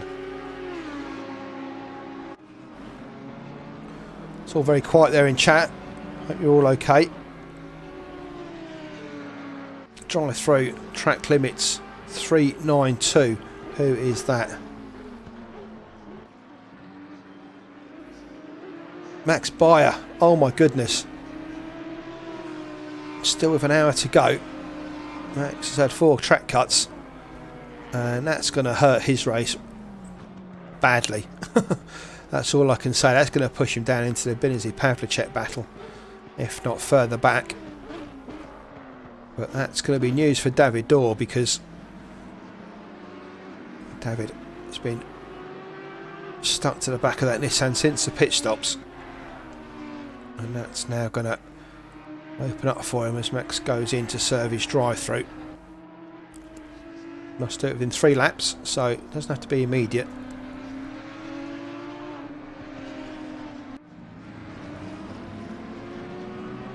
Got a long pit lane here at Suzuka.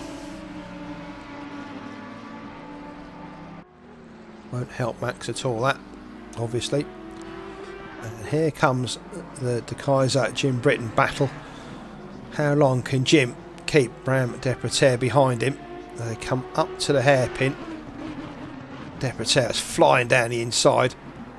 Britton's going to have a look, and he does. Look at that, Britton back. And they're going to go, oh, I thought I'm going to go side by side. There's a back marker ahead. Deprataire pushing Britton wide and make him take the wide line.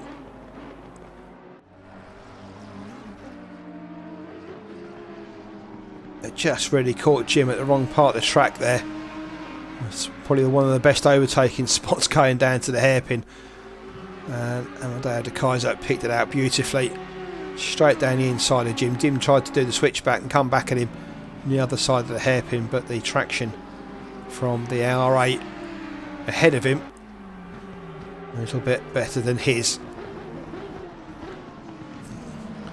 Whether it was traction control or the right foot, whatever it was, I should imagine Jim will come in for his stop this time round. No, it goes through again. So the crew chief team currently sitting 2nd and 3rd.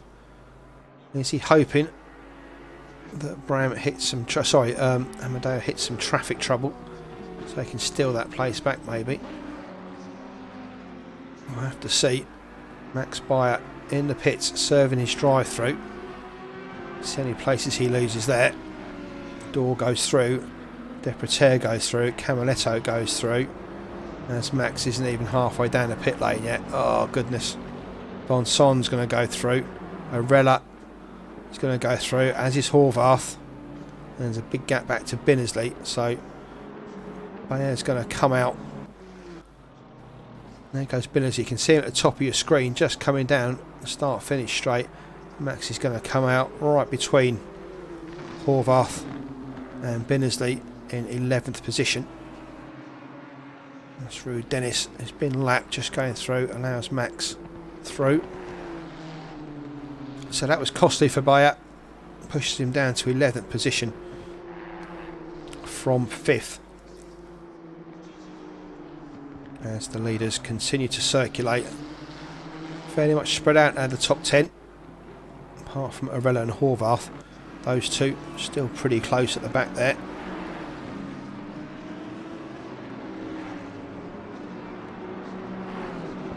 Arella in 9th, Horvath 10th.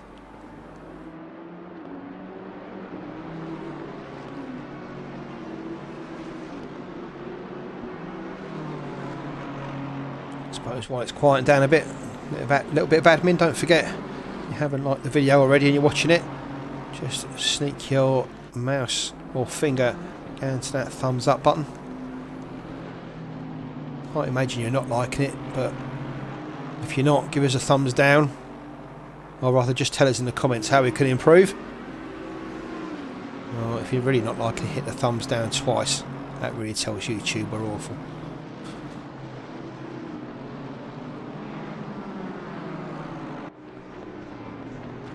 So that's still Horvath just behind. 2 RRL staff members going at it. Billingham also lost a lot of time in his stops. He's down in 21st position.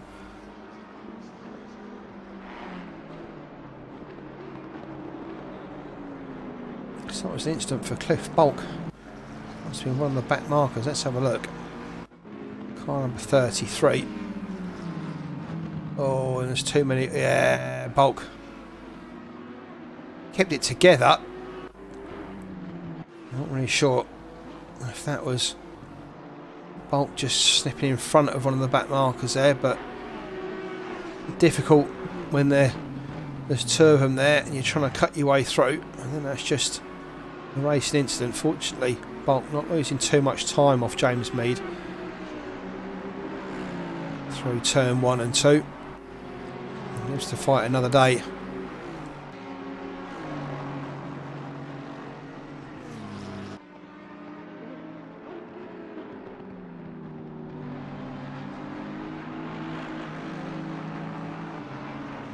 Christian Grote in a incident with who's number 107. That is him, Wacky Teddy. Let's have a look at that one. Here is Christian Grote. Teddy goes for a dive up the inside. Him and Grote go at it, so that's that little incident there. We get Teddy in 14th.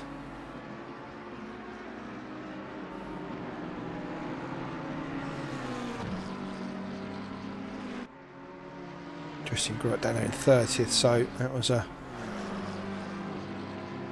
not a pass for position, just letting Teddy through. Making him work for it though was Christian Grote and Zander.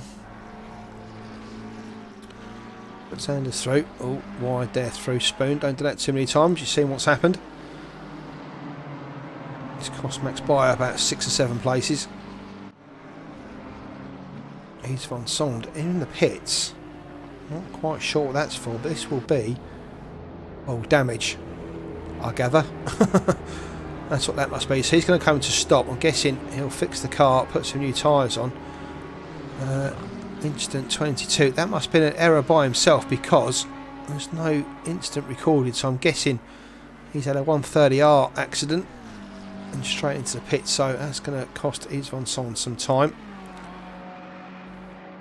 One person that's popped out now though, Jim Britton. He's been into the pits, back out again, circulating behind, ironically, Sanyo Alpha. He's actually got the place back off him, and the two of them will go at it once again with knives, daggers and probably machine guns, maybe nukes, who knows. Alpha ahead of Britton, behind Wacky Teddy in 13th, so good race flows guys in ahead of them. Haven't seen much of him, but he's been there or thereabouts pretty much all race. Alright, Gunt circulating in 12th, 2.5 seconds behind Pavlicek. There he is.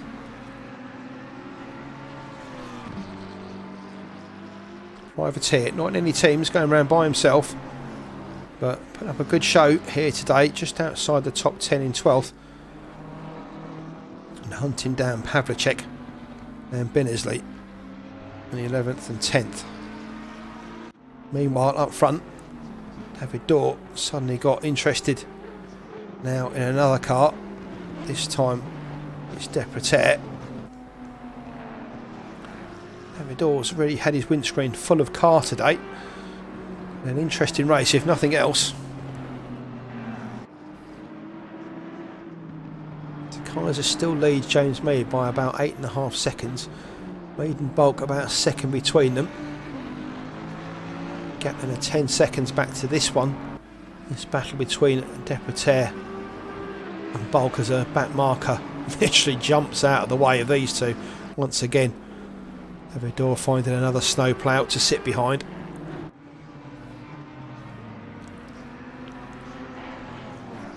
They've got about 7 or 8 seconds of clean air in front of them before they hit the next back markers. But with the pace of these two, that will soon be swallowed up. It's one of the Golf McLarens, either of Sam Cockayne or Ian Paskin.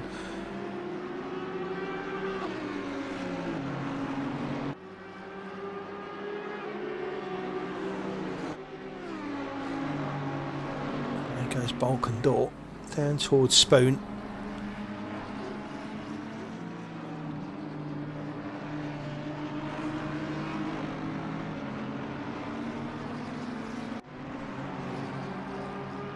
Nothing in the Discord chat, so we're all good from that point of view, which is good.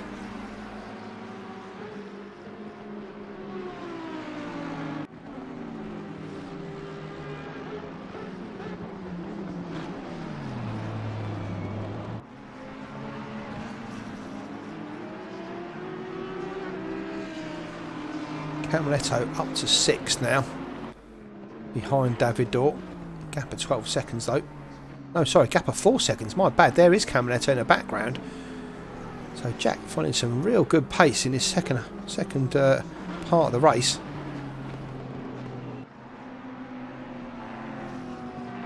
To give you an idea of some of the best laps so far, De Keyser and Bulcke in the 2-minute 2s. Bulcke 2-minute 2:40. De Keyser at 2 minutes 2:55. Then you've got David Dhoore with a 2-minute 4. James Mead at 2 minutes 5. Deprataire at 2 minute 5. And Camaletto with a 2 minute 6. So they're all on or about the pace. Max Beyer obviously a 2 minutes 5 as well.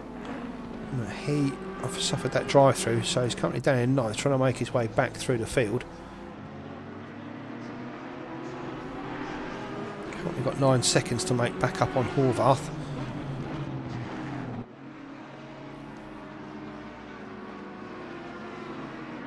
Not sure if that's Paskin or Cocaine in front of him. Let's have a look. It's Ian Paskin will be the next man for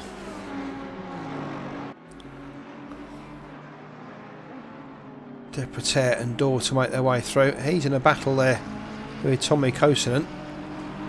So he won't want to give up too much time. It's down there in 27th and 28th, but virtually all points scoring positions, down to 36th position. So points are all very much important. So this is Paskin and Kosonen, and then behind those two, a battle for 4th position, Deprataire and Dhoore. Making their way through the chicane, a couple of seconds off the back of these guys.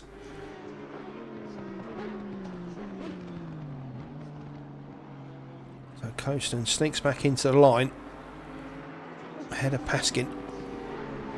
Deprataire and Dhoore looking to see where they can get past them. So they come to the S's. Not the greatest time to pick up on this, and they can pick them up into Degnan, I suppose. In spaces to get through there. That looks like where Deprataire will do. Dhoore needs to get right into the back of Bram here to make sure he keeps the snowplow going. And Kosonen and Paskin.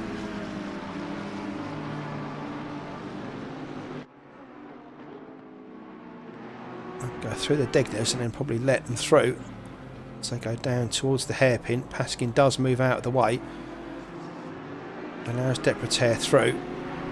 And let Dhoore through on the second part of the hairpin. In fact, no, lets him through there. As does Kosonen. Oh no, Kosonen runs wide. Deprataire anxious with the flashes. Won't go down too well.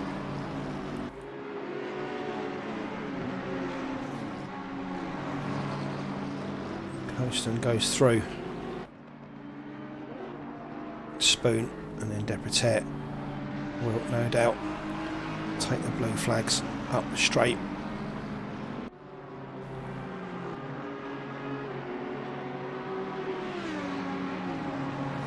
Kosonen does move to his left, allows Deprataire through. David Dhoore not getting the same service, unfortunately.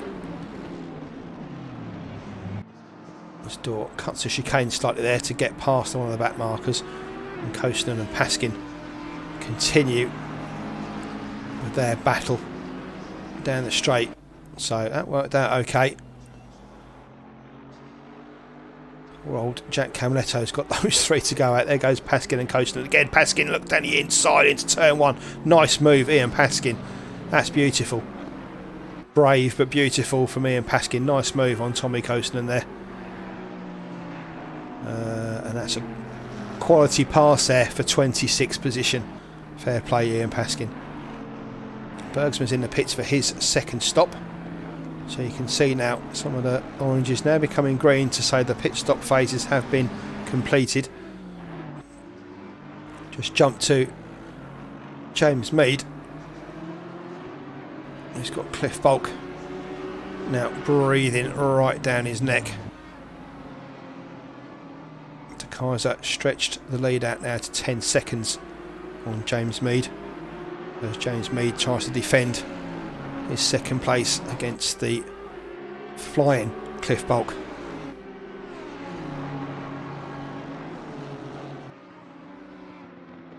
All the cars struggling with traffic, all in the 201s last time round.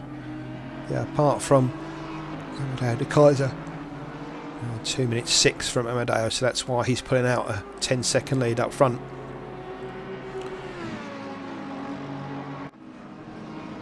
There's 3/4 of an hour to go.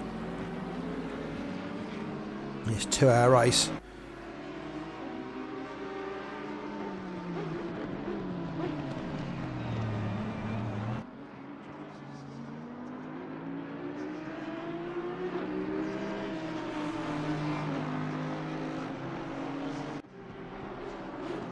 Let's go on board with Cliff Bulcke.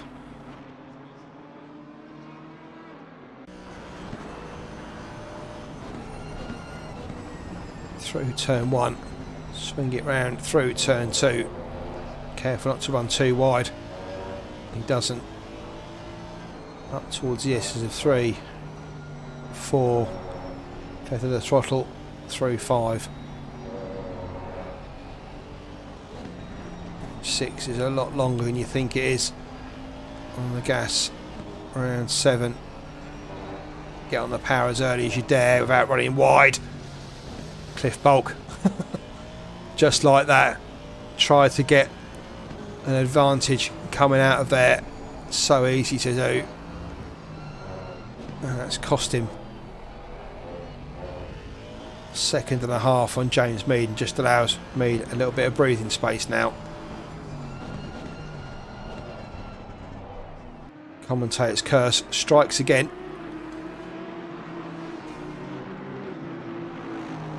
Benucci or Phil Clark there in the background. And a Marlborough coloured NSX.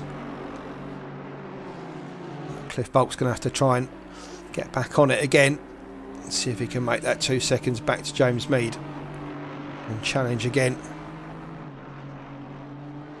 Deprataire and Dhoore still battling away in 4th and 5th.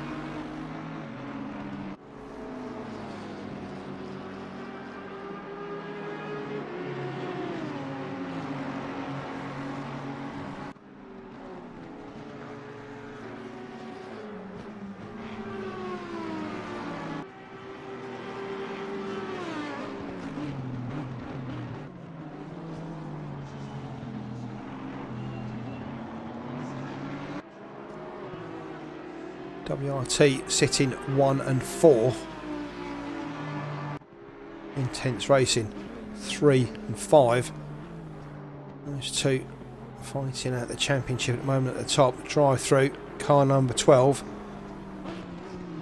further down the field. That's through Dennis, unfortunately.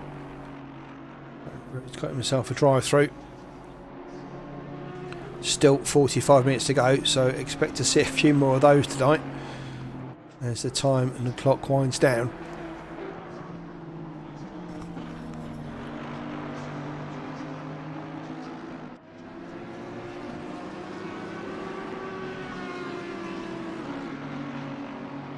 De Keyser from Mead, Bulcke, and then this battle between Deprataire and Dhoore for 4th and 5th. Caminetto in 6th. He's only about 8 seconds off the back of this battle. Lost a little bit of time in the back markers. Arella sits there in 7th. He's some 12 seconds off the back of Jack. Ralf in 8th. Still challenging with Ralf Arella. Those two have been at it pretty much all race. That gap to Rick Benazzi in 9th. Radek Havlicek in 10th. And he's got Burak Kuntz just behind him in 11th. And Teddy Alpha Jim Britton still a second off the back of Sanyo Alpha. Those two hopefully will share a beer tonight rather than a boxing ring. Sev Lansley in the other Grizzly Racing Nissan back there in 15th. Where is Max Beyer gone? Max Beyer's down in 19th, having made his second stop. So Max is done now. Fully green and assured. And he'll be working his way back through the field while the others have to stop. Remember, his first pit stop was rocket fast. As fast as a 30-second pit stop could be, but I think it was 30 seconds and a tenth maybe. All the others had to get their marks right. But you can see Max got a fairly clear track ahead of him, so keep an eye on his lap times as he goes through on his final stint. Camaletto, first to stop last time round, don't forget he's also in for his stop. There goes Jack right at the end of the pit lane, nice box for him. Not. Here's Amedeo De Kaiser up there in front.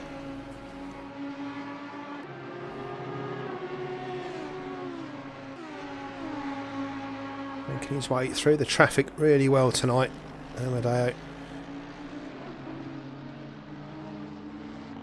Fair play, every time I look at a JJ Racing team car, they're moving out of the way with respect. So JJRT doing their job well.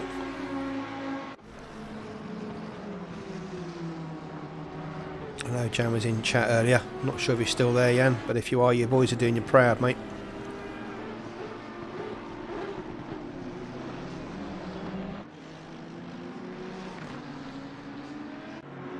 Here's Arella and Horvath back there in 6th and 7th after Camaletto's stop. Detailing of that livery is so good on the Team 77 car.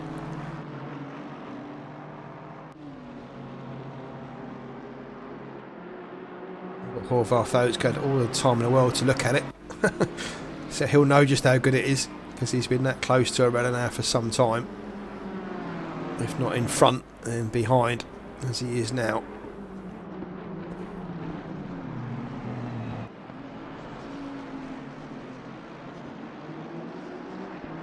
On to lap 39. De Kaiser leads from Mead, Bulcke, Deprataire, Dhoore. Battle here between Arella and Horvath, and a gap to Binnersley, Pavlicek, Brat Kuntz, Wacky Teddy, Sanyo Alpha, Jim Britton, Jack Camaletto, having made all his stops down there in 14th. Head of Fillingham, Sev Lansley, Mark Bosman, Mole, Max Beyer made both his pit stops and a drive-through as well. He spent some time looking at pit lane today. Max Beyer, Barraclough in 20th, ahead of Naziba, Paskin, Tommy Coastland down there in 23rd. Christian Grote, not another race at all, unfortunately for Christian. He's down there in 24th. He's Von Santa, did issues in 25th. Marvin Mackenberg, could see him tonight, but he's down there in 26th after a really good showing at Kota. Bergsma 27th, Santiago Carew 28th. Norway Nick Campbell down there in 29th. Phil Clark's in the pits 30th. Dusan Magyar, Lars Ehrlich, Manojlovic, Sam Cocaine down there in 34th. Ladislav Toth, Ruud Dennis, Arben Nushi, Babarak, Wicklander, Siska and Graves. Looks like we've lost Pavel Bogdan. There's another name missing from there as well, which I can't quite remember at the moment. I'm sure someone will tell me in chat. But Mark Graves is currently your last runner and rider at the back of the field. So up front, Cliff Bulcke managed to make up for that Degner incident. A pre-Degner incident, was it? It was turn 7. He had the mistake and he's now right back again. So let's give him the same treatment. Sorry, Cliff. He did win a championship last year. It's the least I can do. Oh, mistake from me as he tries to fend off Bulcke this time. Commentator's curse goes the other way. And we're on board to see Cliff Bulcke go up into second. James Mead, slight mistake. The exit of 1 into 2. Ran wide and now he's got to try and keep Cliff Bulcke in his sights, as Bulcke obviously got some pace tonight. Currently sits there with the purple lap, fastest lap of the race for the moment for Bulcke. But pit stops aside, this final pit stop, he's got to find 11 seconds on another fantastic performance from Amadeo de Kaiser. So we'll see. I'm not sure if he's got that pace, but like I said, still one more pit stop to go. We'll see what happens.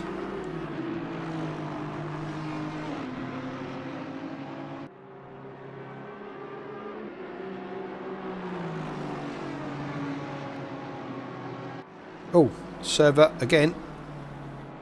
Hopefully not a big one. It's not. It was big enough, but hopefully that's not going to affect too many people. Cy Fillingham in the pits for his last stop, as is Bosman just behind him, so those two having the right old battle. Sev Lansley as well, three of them making their stops together, as is Andre Moll as well. So 15th, 16th, 17th and 18th all in the pits together. This Bulcke goes through, pulling away from James Mead. Gap already a second there. Deprataire and Dhoore still 4th and 5th with about a second between them. Arella and Horvath still at it through 130R. Nice driving from these two. Robert Horvath making the use of his new ultra wide screen to good effect. He said it might take some time for him to get used to it. Well, obviously not too much. He's sat on the back of the 8-time champion Ralf Arella and pushing him all the way. Highest placed BMW though, Ralf Arella currently. No surprise there. So him and Horvath at it. 16 seconds back then to Binners in 8th. He's pulled out a nice big lead on Pavlicek now in 9th. In fact, Pavlicek goes into the pits. That's allowed Britton to go through. So Pavlicek in. Unfortunately, his pit box, well, unfortunately, just on that little ramp there, makes it a little bit harder to stop it in time. But he's done it. So Pavlicek in the pits for his stop.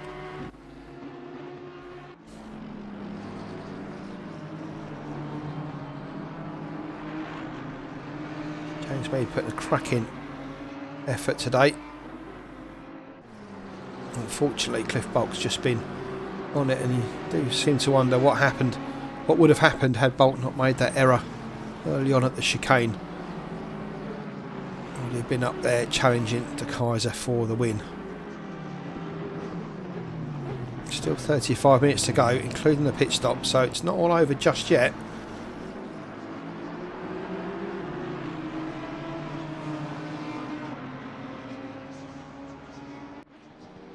Jody Barraclough makes his way into the pits as Pavlicek makes his way out. Pavlicek's going to come out right in front of Cliff Bulcke as well, and Pavlicek's got some pace, so see how long it takes for Bulcke to get on terms of Pavlicek. Pavlicek will have to get those tyres up to temperature fairly quickly. In fact, yeah, Bulcke already starting to snap at his heels. Temperature's right up there, tyres pressurised correctly. Radek's still trying to get those cold black circles in a window, and in fact moves out the way for Bulcke. I'm sure we'll do the same for James Mead as they go down through the hairpin. Pavlicek does indeed run wide for Mead and allows Mead to go around the outside and take that position while not losing much pace there. So nice driving from Pavlicek. We'll now try and follow James Mead through Spoon and try and get as much of a toe as he can. I saw a drive through there. Who was that for? Peter Naziba down there in P27. He's got a drive through as well as Arella and Bulcke couldn't come in for their stop. Camaletto goes through. Alpha has got past Jim Britton as those two go at it again. Although Alpha was ahead of Jim Britton anyway, it's showing a position change. So whether those two have been swapping places again.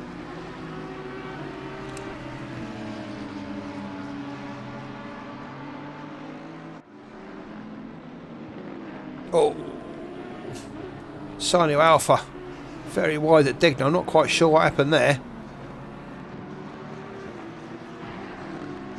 Also showing a possible contact for Cliff Bulcke as he makes his way through the back markers. Let's have a look at that one.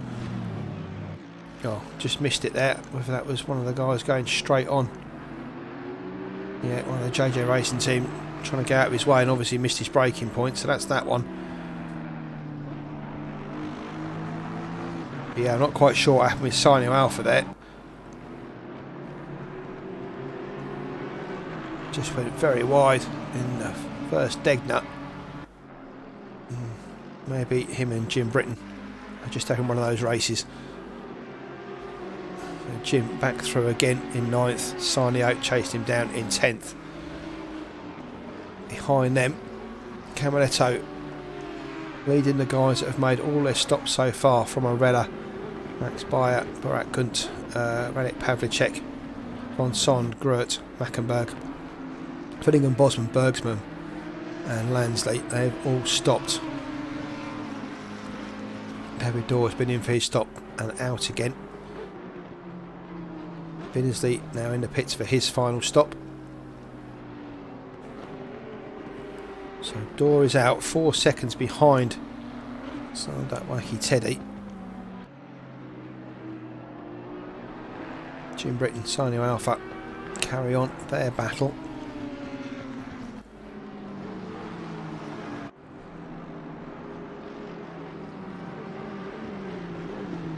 This is Bulcke and Mead still at it.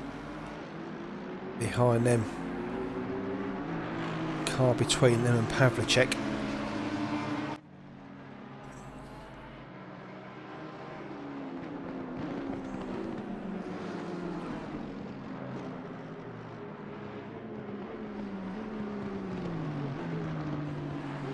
Town just gives you relatives there, you can see who's around who.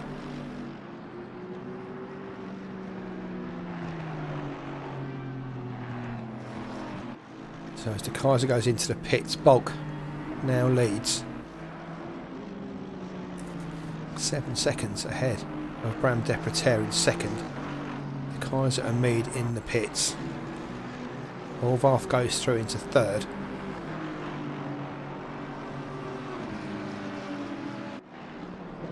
Let's have a look at the Kaiser. Chops off the jacks, out he comes. Good stop for De Kaiser by the looks of it. He's out. Fairly clean track ahead of him as well. So it's all going Amadeo's way today. Mead just makes his way out of pit lane. So that's the gap between him and the leader. A couple of corners. So Mead through.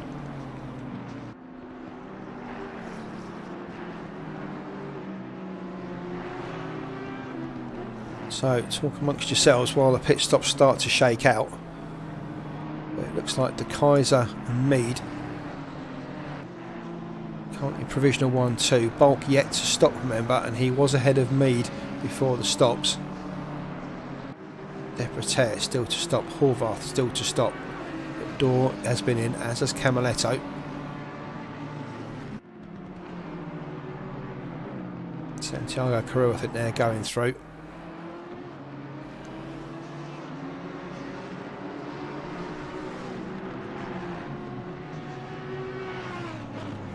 James Mead tries to make his way through the traffic. There's Bulcke and Radek Pavlicek. Bulcke goes through. The TSR car moves out of the way there, allows them through.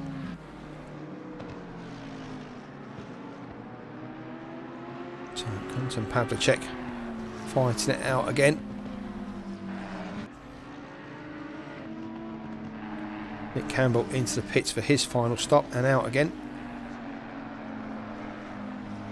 Nemanja Milanovic, haven't spoken too much about him today. There he is in the Skechers car, just behind Nick Campbell. That's for position, those two. So a good battle.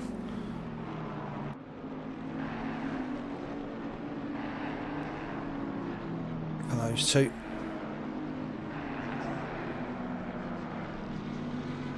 Deprataire and Bulcke now in the pits. So De Keyser's through and through turn 2 as well. Mead is there. Bulcke, you can see, coming out of the pit lane. So Mead's managed to steal that spot back. Bad stop for Cliff Bulcke. And he's come out to the middle of all the traffic as well as Cliff Bulcke, but he's managed to make his way through it. So De Keyser from Mead and Bulcke. Bulcke's got all that work to do again, some 4.6 seconds now behind James Mead. Wacky Teddy there in 5th, still to stop. Deprataire has made his stop.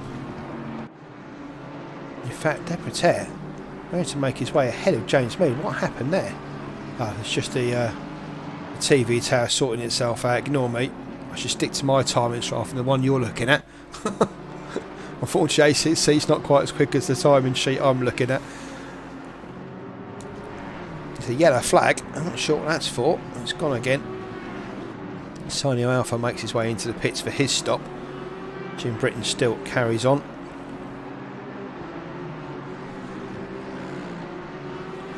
Just have a look. This is Zander Wacky Teddy we're going to go to in a second, who's got Deprataire and Dhoore right behind him. It is actually a battle of a position, but Teddy yet to stop.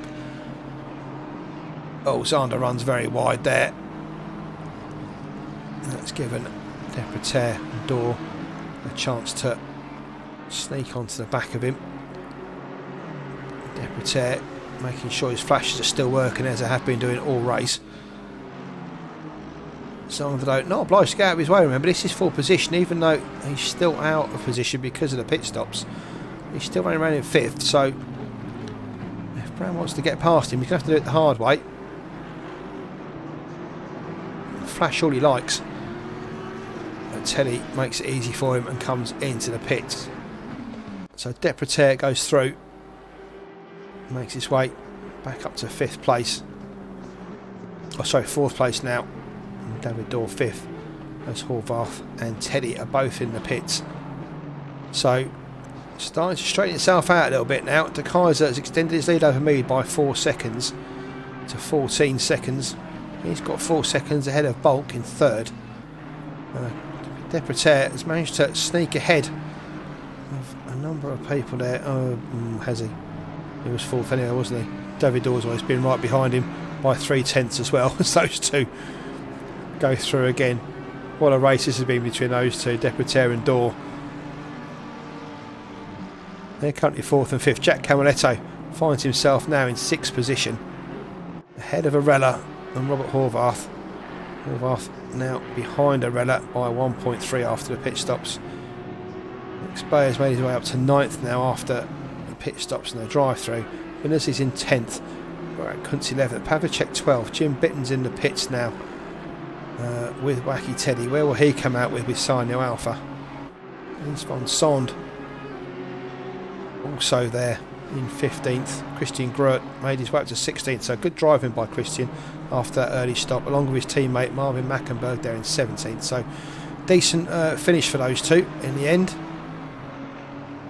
after what's been a difficult race for Groot and Mackenberg. Smooth sailing at Bentleys. Not having it their own way in this series. Hopefully they'll have a bit more luck in a fortnight's time.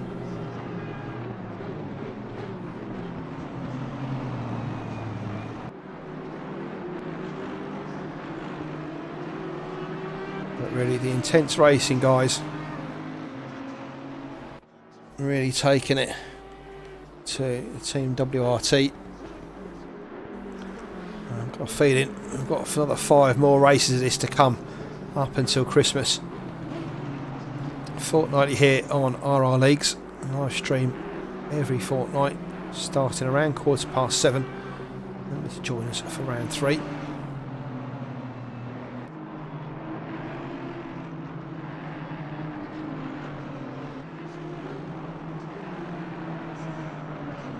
Just to give you a rundown where we'll be. Watkins Glen next time round. It's planned to be another cracking race, 90-minute race there. And then we jet off to South Africa to Kyalami for round 4. Round 5 comes from Australia, Mount Panorama, another 2-hour race there around Bathurst. That'll be a breaker. Excuse me. Round 6 comes from Imola, 90-minute race there. And we end with another 2-hour race around the famous Belgian hills of Spa-Francorchamps to round the series off on the 4th of December. So if you haven't subscribed to the RR Leagues channel already, please do so. And that way, if you hit the notification bell as well, you'll get an alert every time we go live. Otherwise, set your clock for 7:15 in a fortnight's time. As I say, as we go off to America and to Watkins Glen.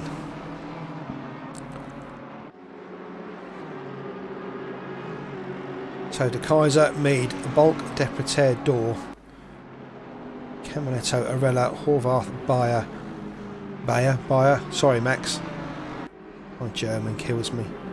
Binnersley in 10th, Burak Kunt 11th, Pavlicek in 12th, Wacky Teddy there in 13th, Yves Van Son 14th, Christian Grote, Mackenberg 15th, 16th, Jim Britton, Sanyo Alpha. Would you believe me if I told you there's half a second split in them? Probably not, but there they are. Those two have been together all race. And they're probably going to get a room afterwards as well, so fair play to them too.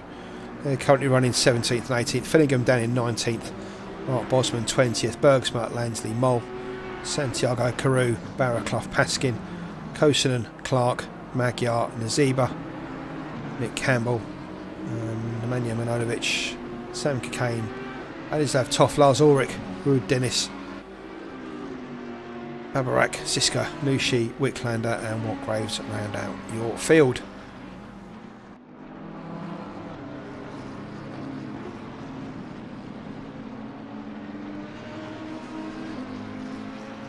Camaletto sat on his own in 6th place, 15 seconds behind the Dhoore Deprataire battle.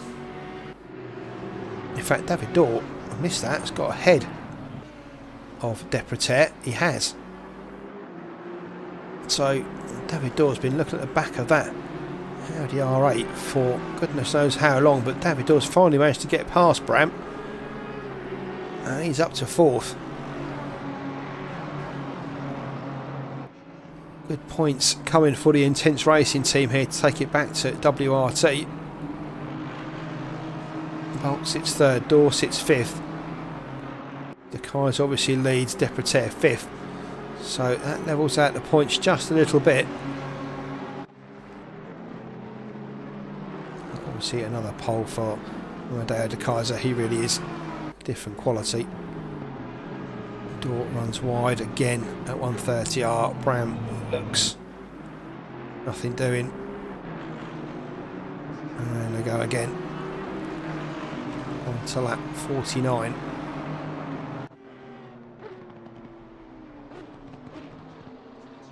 There's 20 minutes left.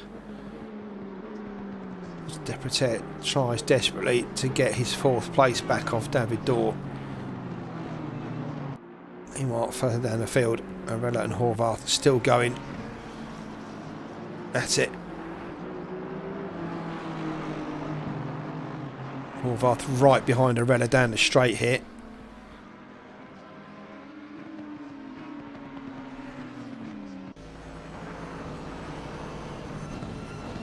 Horvath looks to the inside into turn 1. Will go wide in 2 to try and sneak back on Arella. Arella far too wise for that. Keeps that M4 twice as wide as it should be.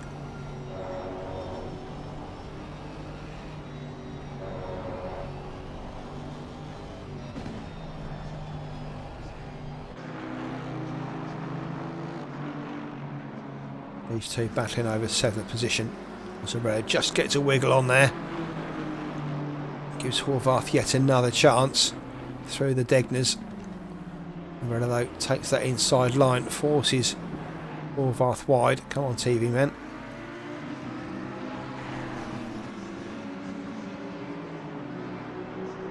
Still they go.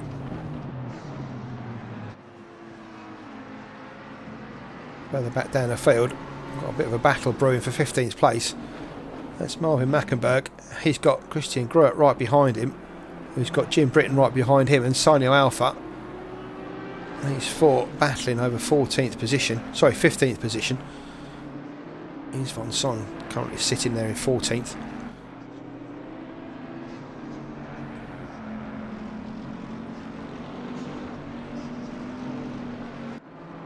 So there is Mackenberg. Wasn't sure if he'd make it tonight. Good to see that he did though. Good performance from him and from Christian Groot as well. Like I said, had a terrible start to the race, both in the pits on the end of lap 1.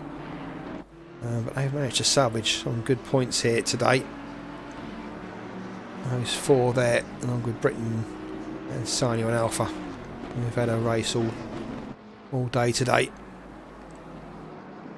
Quality right the way down the field. Really is.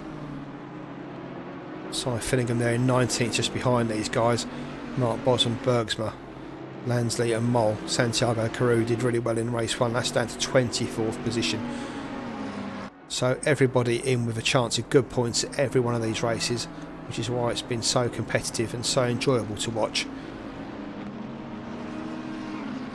Mackenberg starting to pull away now from Groot and actually close in on Yves Van Sonde ahead.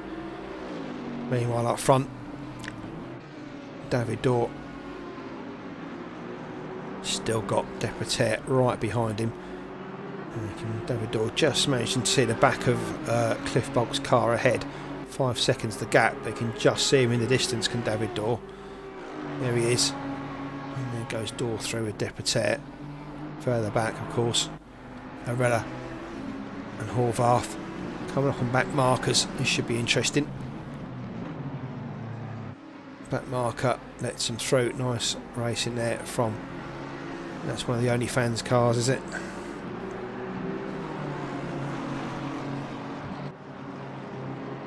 Timo Siska, nice driving Timo. JJ Racing actually, not one of the OnlyFans cars, my apologies.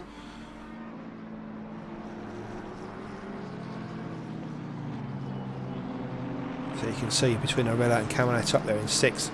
Paskin, Toth and Cocaine in the way.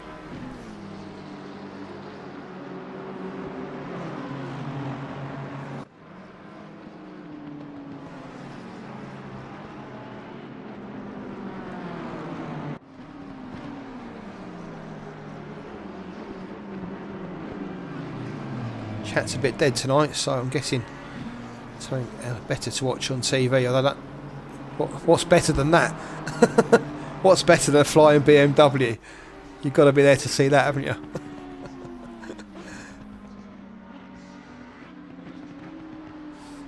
So through goes Arella.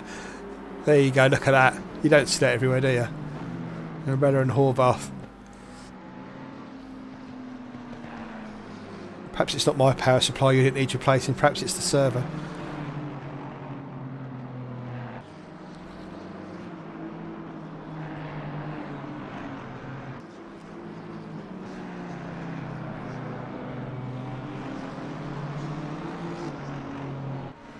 Kaiser, Mead, Bulcke, Dhoore, Deprataire, Camaletto, Arella, Horvath, Beyer and Binnersley. That's your top 10.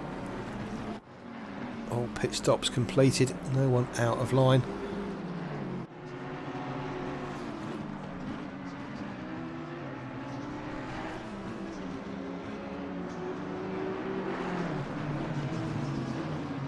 Down the field, Christian Groot and Jim Britton, side down the straight. There they go. Britton's seen this before into turn 1. Christian Groot respectful. Jim's going to have the corner into 3. Fair play to Christian Groot. Look at that, and Sanyo Alpha's there, is ready. Wow, what racing this is. Come on, cameraman. Britton's through. Groot still keeps the place from Alpha. Alpha climbing all over the back of Christian Groot, but Jim Britton manages to put a car between him and Sanyo Alpha. Great racing from those three there. Very close, very respectful, and very good driving.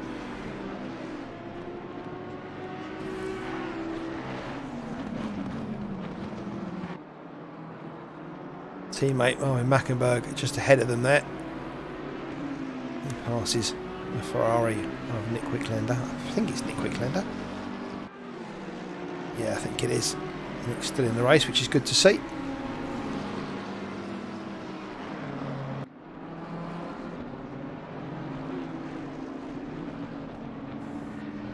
And Jim Britton make the most of that. Oh, back mark goes wide.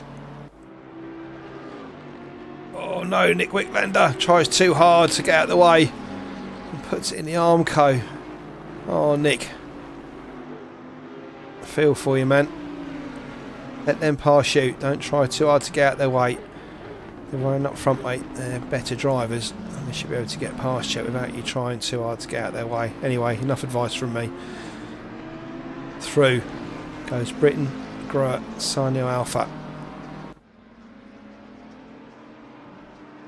Dhoore still ahead of Deprataire, if you're wondering. Arella still ahead of Horvath. Those two still less than half a second between their battles. In fact, Arella and Horvath, 0.2 between them.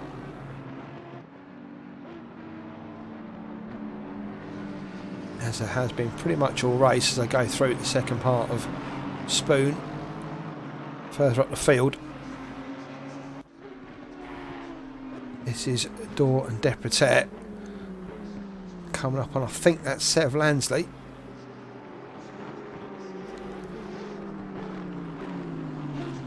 Yeah, Max Beyer about 30 seconds back, so Sev Lansley showed some good pace at Kota, struggling a bit more today here at Suzuka at Nissan. Obviously had pace. You saw Max earlier on in the race really pushing hard. Now Max moves out of the way and allows David Dhoore to go through.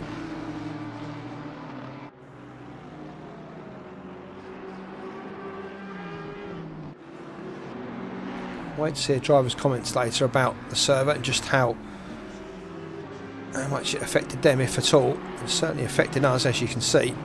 Horvath's got a yellow flag. What's happened to Robert Horvath? Oh, further back. There's a car further back. Not sure who that was.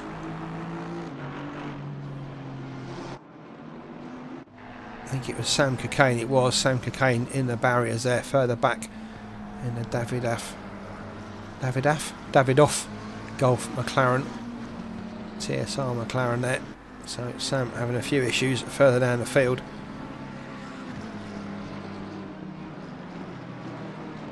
Marvin Mackenberg currently finds himself just 0.5 off the back of Yves Son, so he's putting some pace. It's Marvin Mackenberg. Oh jeez, this is getting a bit tedious now, isn't it? Jim Britton's pulled out 1.8 on Christian Groet, and even Cy Finningham has managed now to get past Sanyo Alpha, so I'm not sure if there's been an incident further back there. 3-1 and the 11 shows an incident. Let's have a look at Sanyo Alpha. What happened? It was that incident there further back with Wicklander, wasn't it? Of course, I don't think Wicklander actually hit Sanyo, did he? No, so that's not no incident there.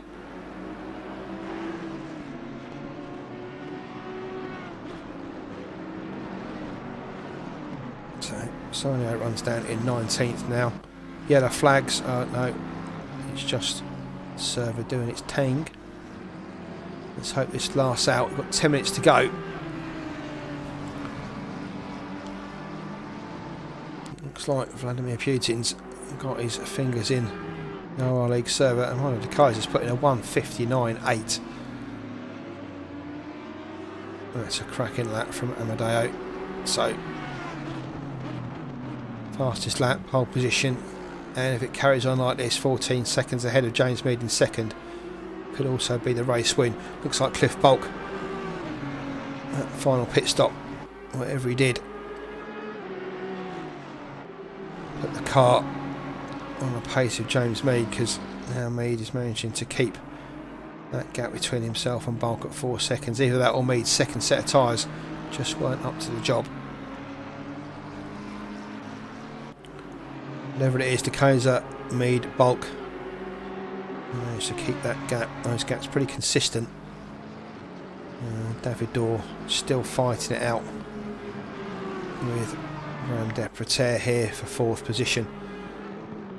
These two have been this close pretty much all race, whether it's been with one of them in front of the other or vice versa. But currently, with 10 minutes to go, it just sees Dhoore ahead of Bram for 4th place.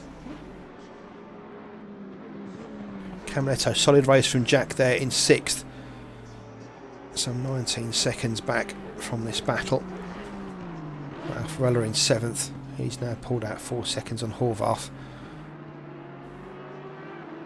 Max Beyer in the Grizzly race in Nissan. He had some good pace today, and where would he have been without that drive-through? Who knows?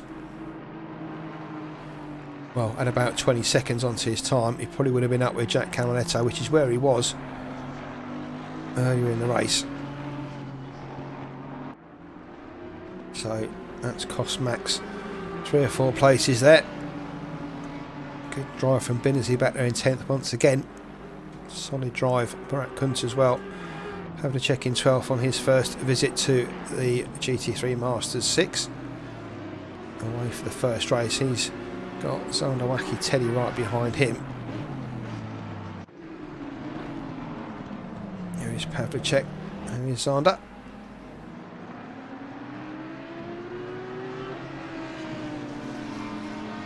Rude Dennis there, not having the greatest of times unfortunately for him. His car's home race.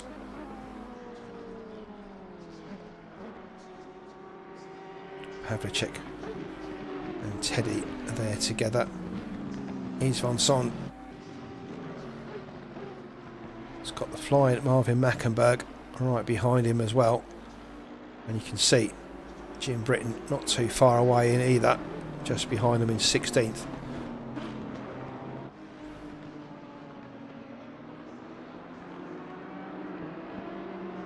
Then a 2.9 to Grow, who's got Finningham right behind him, just half a second behind. That's that battle we're just going to have a look at now when the cameraman catches up. And there's Sino Alpha as well, just behind them.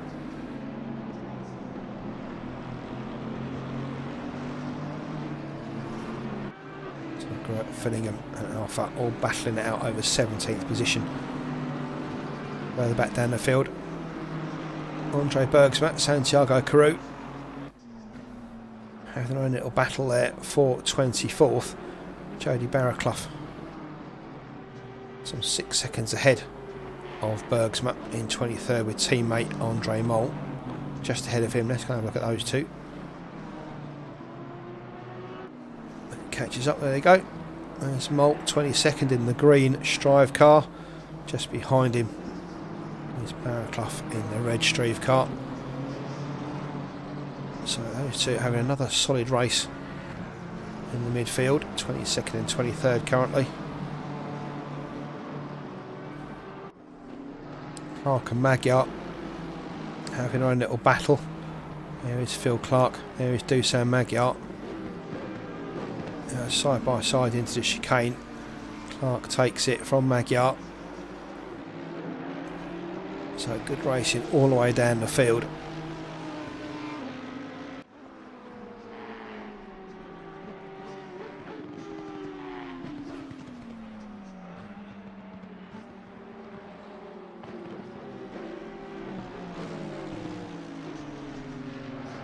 Just drop back to the He's Van Sond.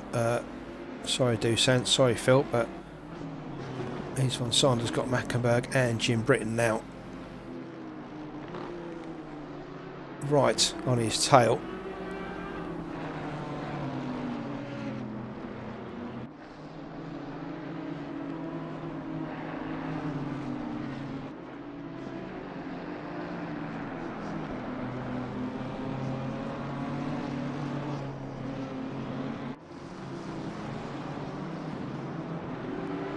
It's the battle for 14th.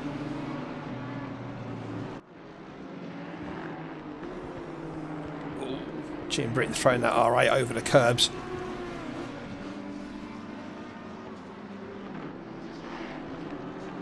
You can see behind Finningham, Groot and Alpha all having their own little battle as well.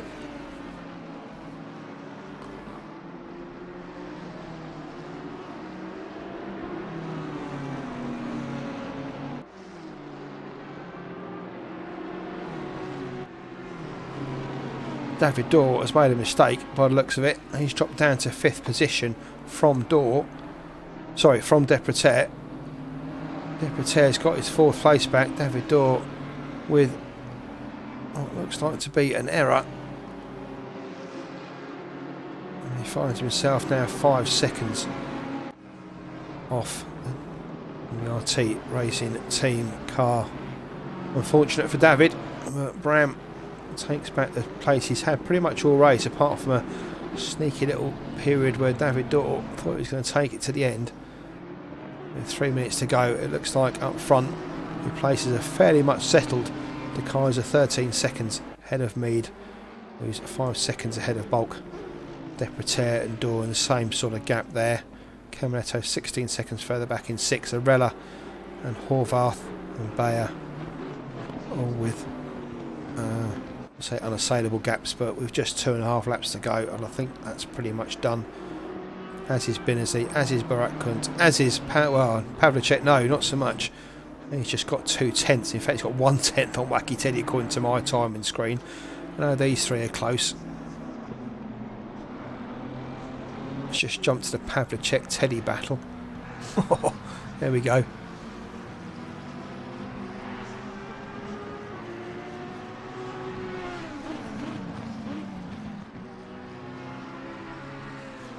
Keep an eye on the Mackenberg Britton von Sond battle, some 15 seconds behind these two.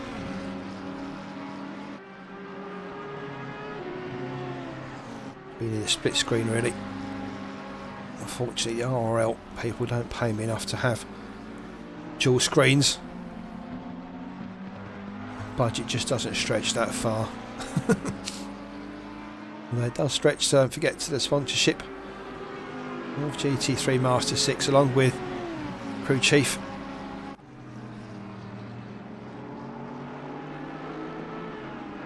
Teddy rides up with Pavlicek here. Teddy runs very wide.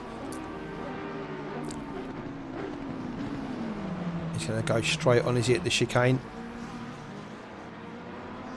Pavlicek keeps him at bay. There's a 2 scrape paint going through the chicane.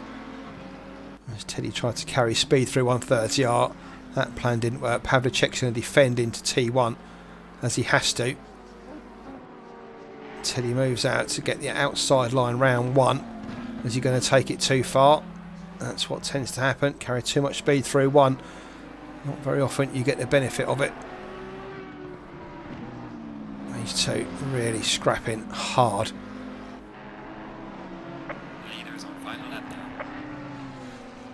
Drive through cleared for car 33.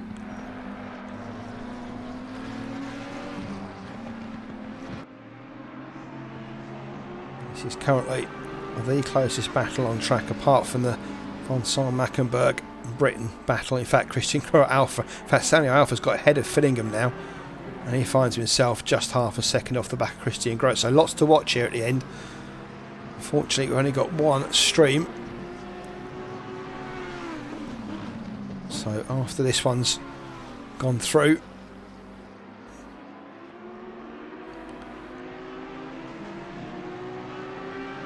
should be able to jump onto the back of the other two. Mackenberg and Britton and von Sond all very close together. Just as close as Teddy. Oh, Teddy runs wide at Spoon. He's got to be careful doing that. He'll end up with a drive-through. He does it too many times.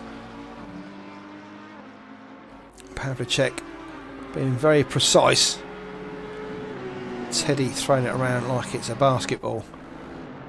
The result, unfortunately, though, for both of them is the same. Unfortunately, whichever way you look at it. And Pavlicek is once again have a line into the chicane. Teddy once again has to run it deep. He's going to give the place back to Pavlicek just, and have to go again.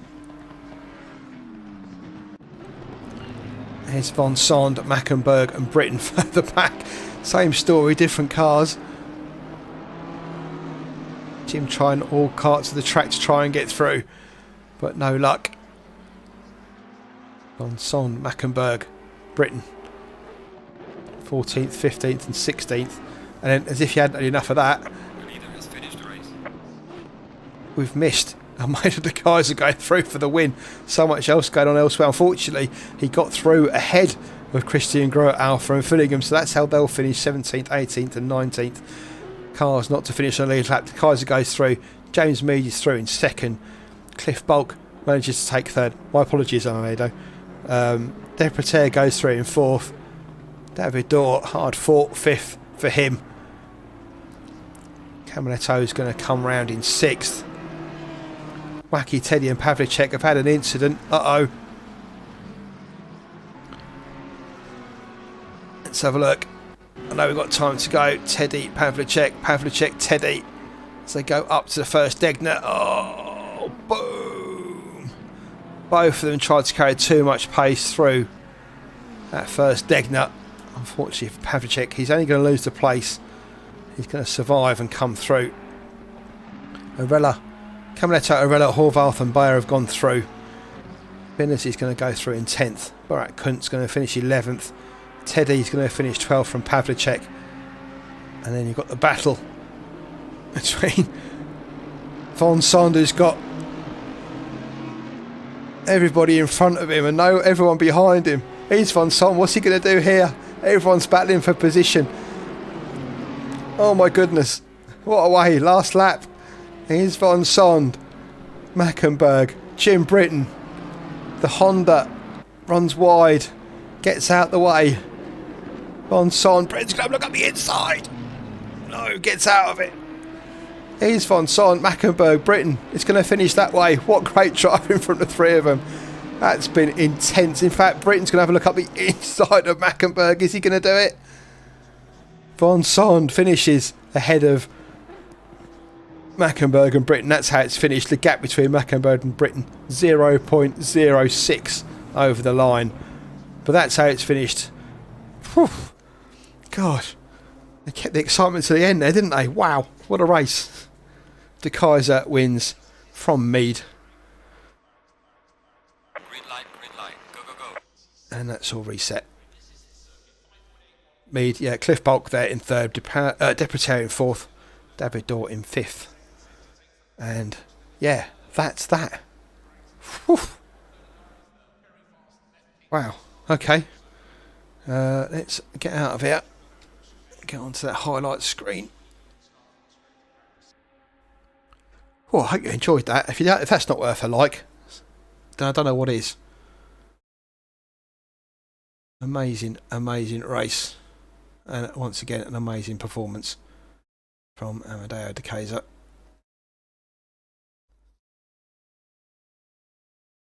Here we go. Stick the highlights on, shall we?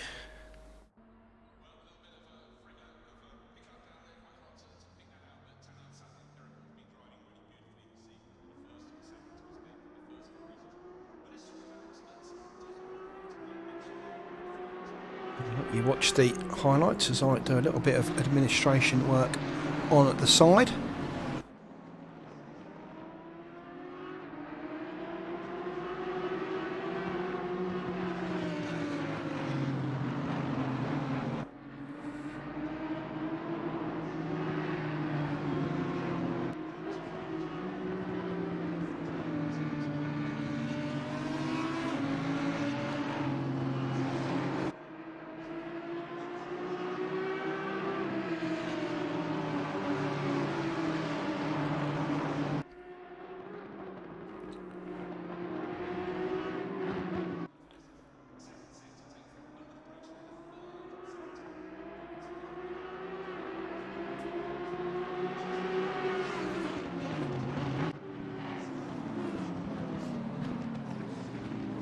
Oh, wow.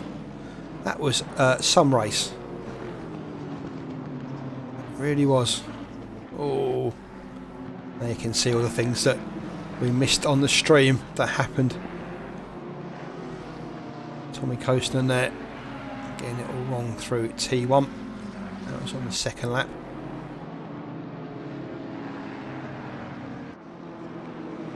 A few server issues there, I think. Pavlicek and Barak. This is Pavlicek on Barak, I think.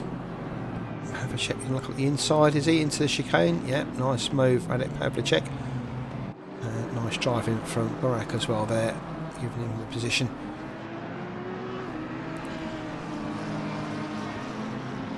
Spinazzi behind having a go as well.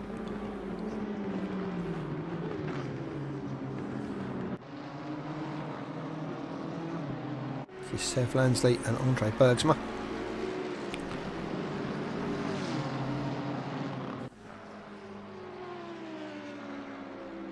Into 130R, that's a nice overtake. In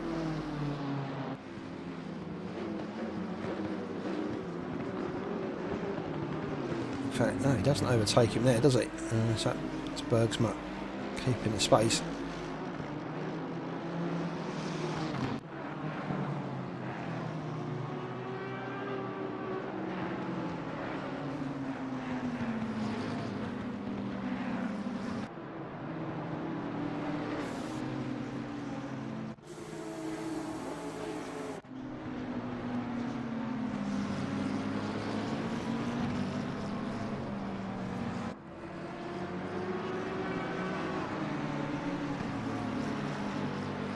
Just have a jump into chat, see if I can pass you any messages from there. Si Fillingham says, an amazing race and congrats to Amadeo, James and Cliff. Agreed, it was an amazing race. It was a decent race to watch as well. Clive is dead right on that one. I've got a feeling our chat was hung up a little bit, I think. Yeah, it was indeed. Sorry to all the people who are in chat. Obviously chat wasn't updated very well. My apologies for that. Miguel Santiago Garut, that was a tough race, as says Jim Britton.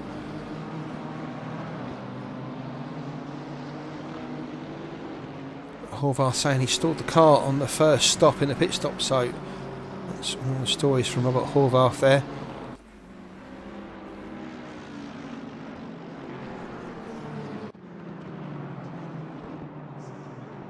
Nick Wicklander got a server disconnect for second time in 2 races. That's bad news for him.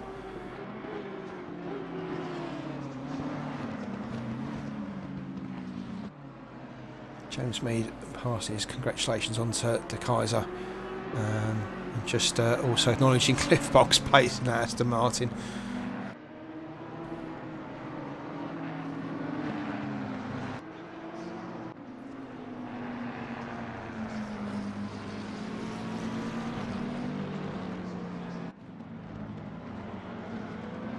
What else have we got in there? Of course, remember with the rain that was in the practice servers, James Mead saying he was on a hybrid setup, so the car was very understeery in the dry and killing the tyres. Of course, drivers had to take that rain into consideration when setting up the car. They went for the dry setup. Most of them, James Mead went for a hybrid, and that's why I say he struggled. He finished second, for Christ's sake. Peter Naziba noticing that it was a bit laggy today. Robert Horvath also he had some blank glitches, so obviously when they watch the stream back they'll see that.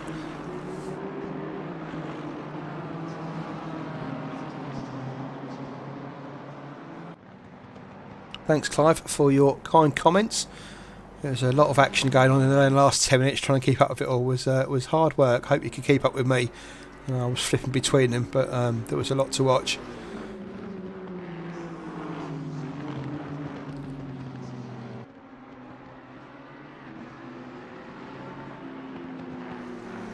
Max saying that drive-through was because of one of the server glitches He was very careful, making sure he didn't hit any of the cars leaving the track, and that got him a track, obviously a track warning and the drive-through. So Bergs was saying he had a lot of fun today.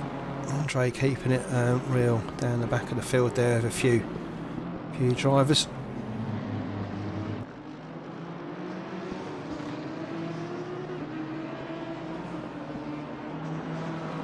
Cy Finnegan, that's cost him 25 seconds of damage, so a few hard luck stories in the stream. Sorry, in the chat, and you saw him on the stream, so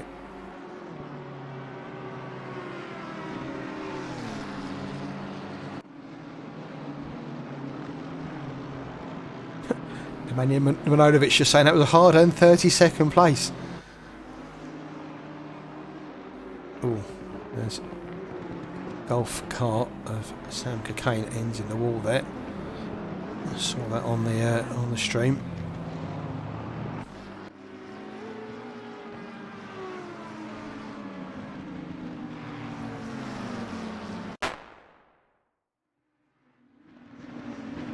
Is that a firework? Something went off in the stream. Anyway, it looks like the drivers are all having a shower after that 2 hours race, so I think we'll leave the stream there.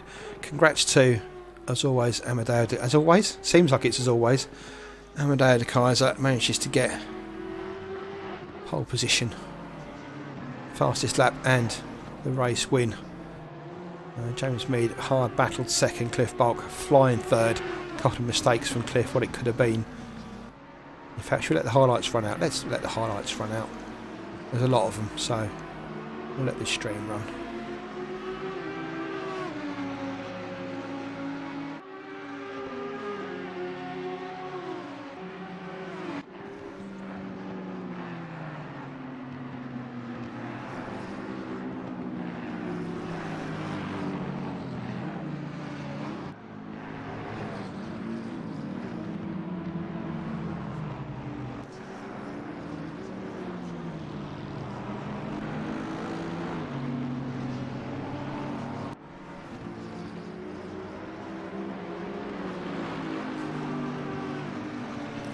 Got a bit flashy tonight, didn't they, on their lights?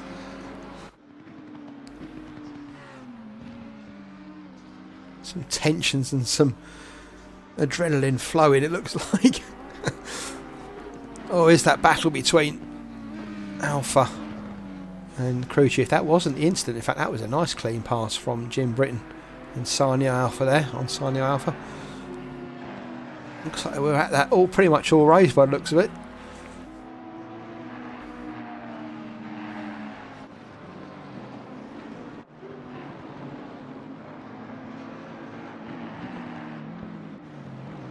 Lucas Ulrich seemed to get involved in a lot today. Pulls up a lot on the stream. Yvonne Son just making what I presume was a blue flag pass set.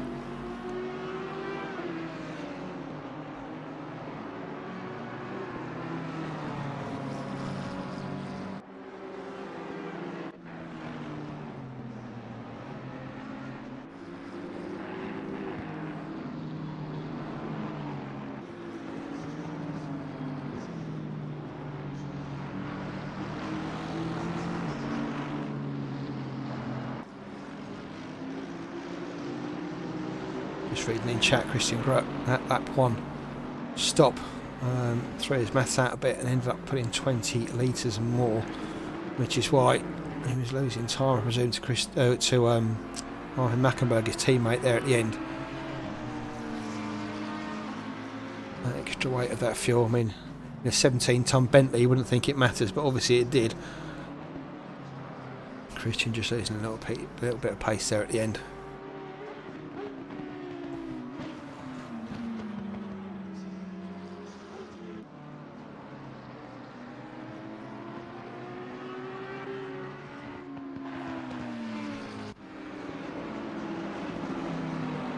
Rob Horvath just in the stream chat also saying thanks for the race, was truly entertaining and challenging. That it was, and also extremely good viewing. I'll bottle that last 10 minutes up into something saleable, I'd be rich. That really was something else to behold and watch, so fair play, guys.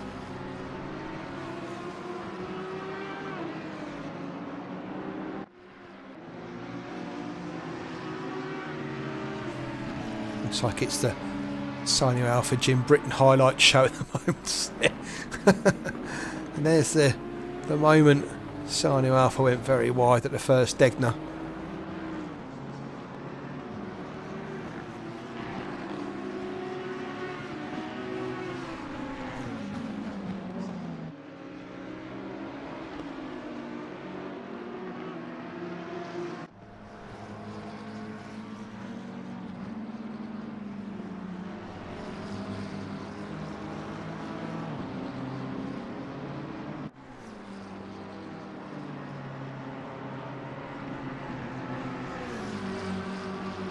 Benucci there getting passed by Ladislav at Babarak.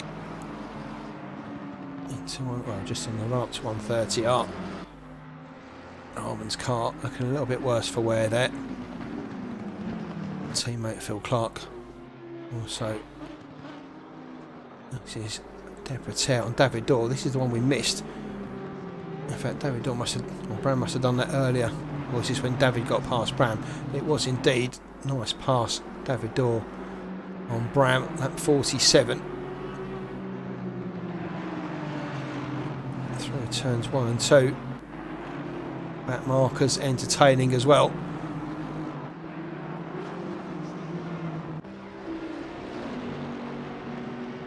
Teammates Mackenberg and Groet.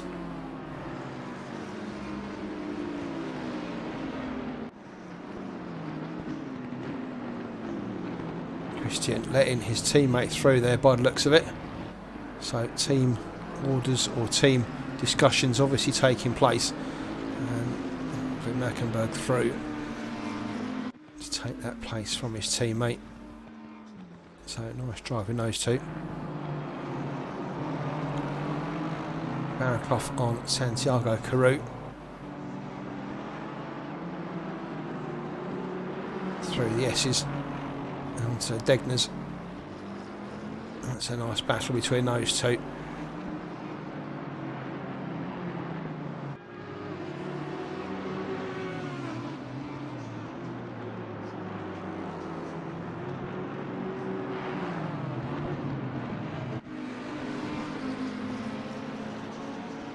Christian Groet and Jim Britton. Look at that, Groet close to the wall to make sure there's no room down into the inside for Britton. Britton then pulls right wide to take the outside into turn 1. That's Randy out. Not the first time he's done that tonight. And kept it there through. I think this is the one we saw, wasn't it? Kept it there for 2. And then Groet kept it there through 3. And they basically went round like conjoined twins. And we're not going to see the rest of it, but we saw it on stream, which is good.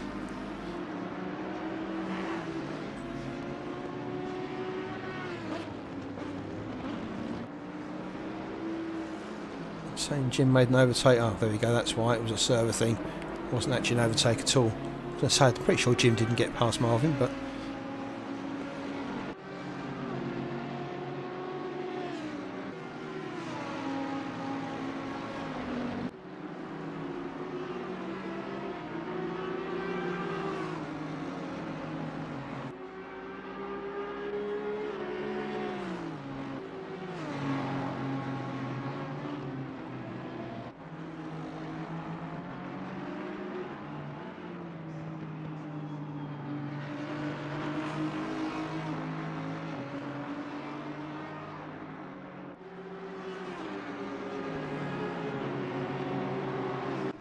where Bram got past David Dhoore. Look at these two. We saw this kicking off, didn't we? Teddy and Pavlicek.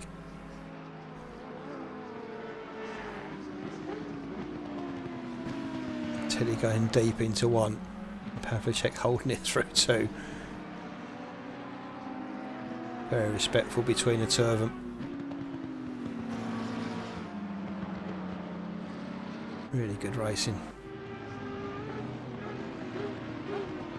And then We didn't see it on stream, but we're going to see it now.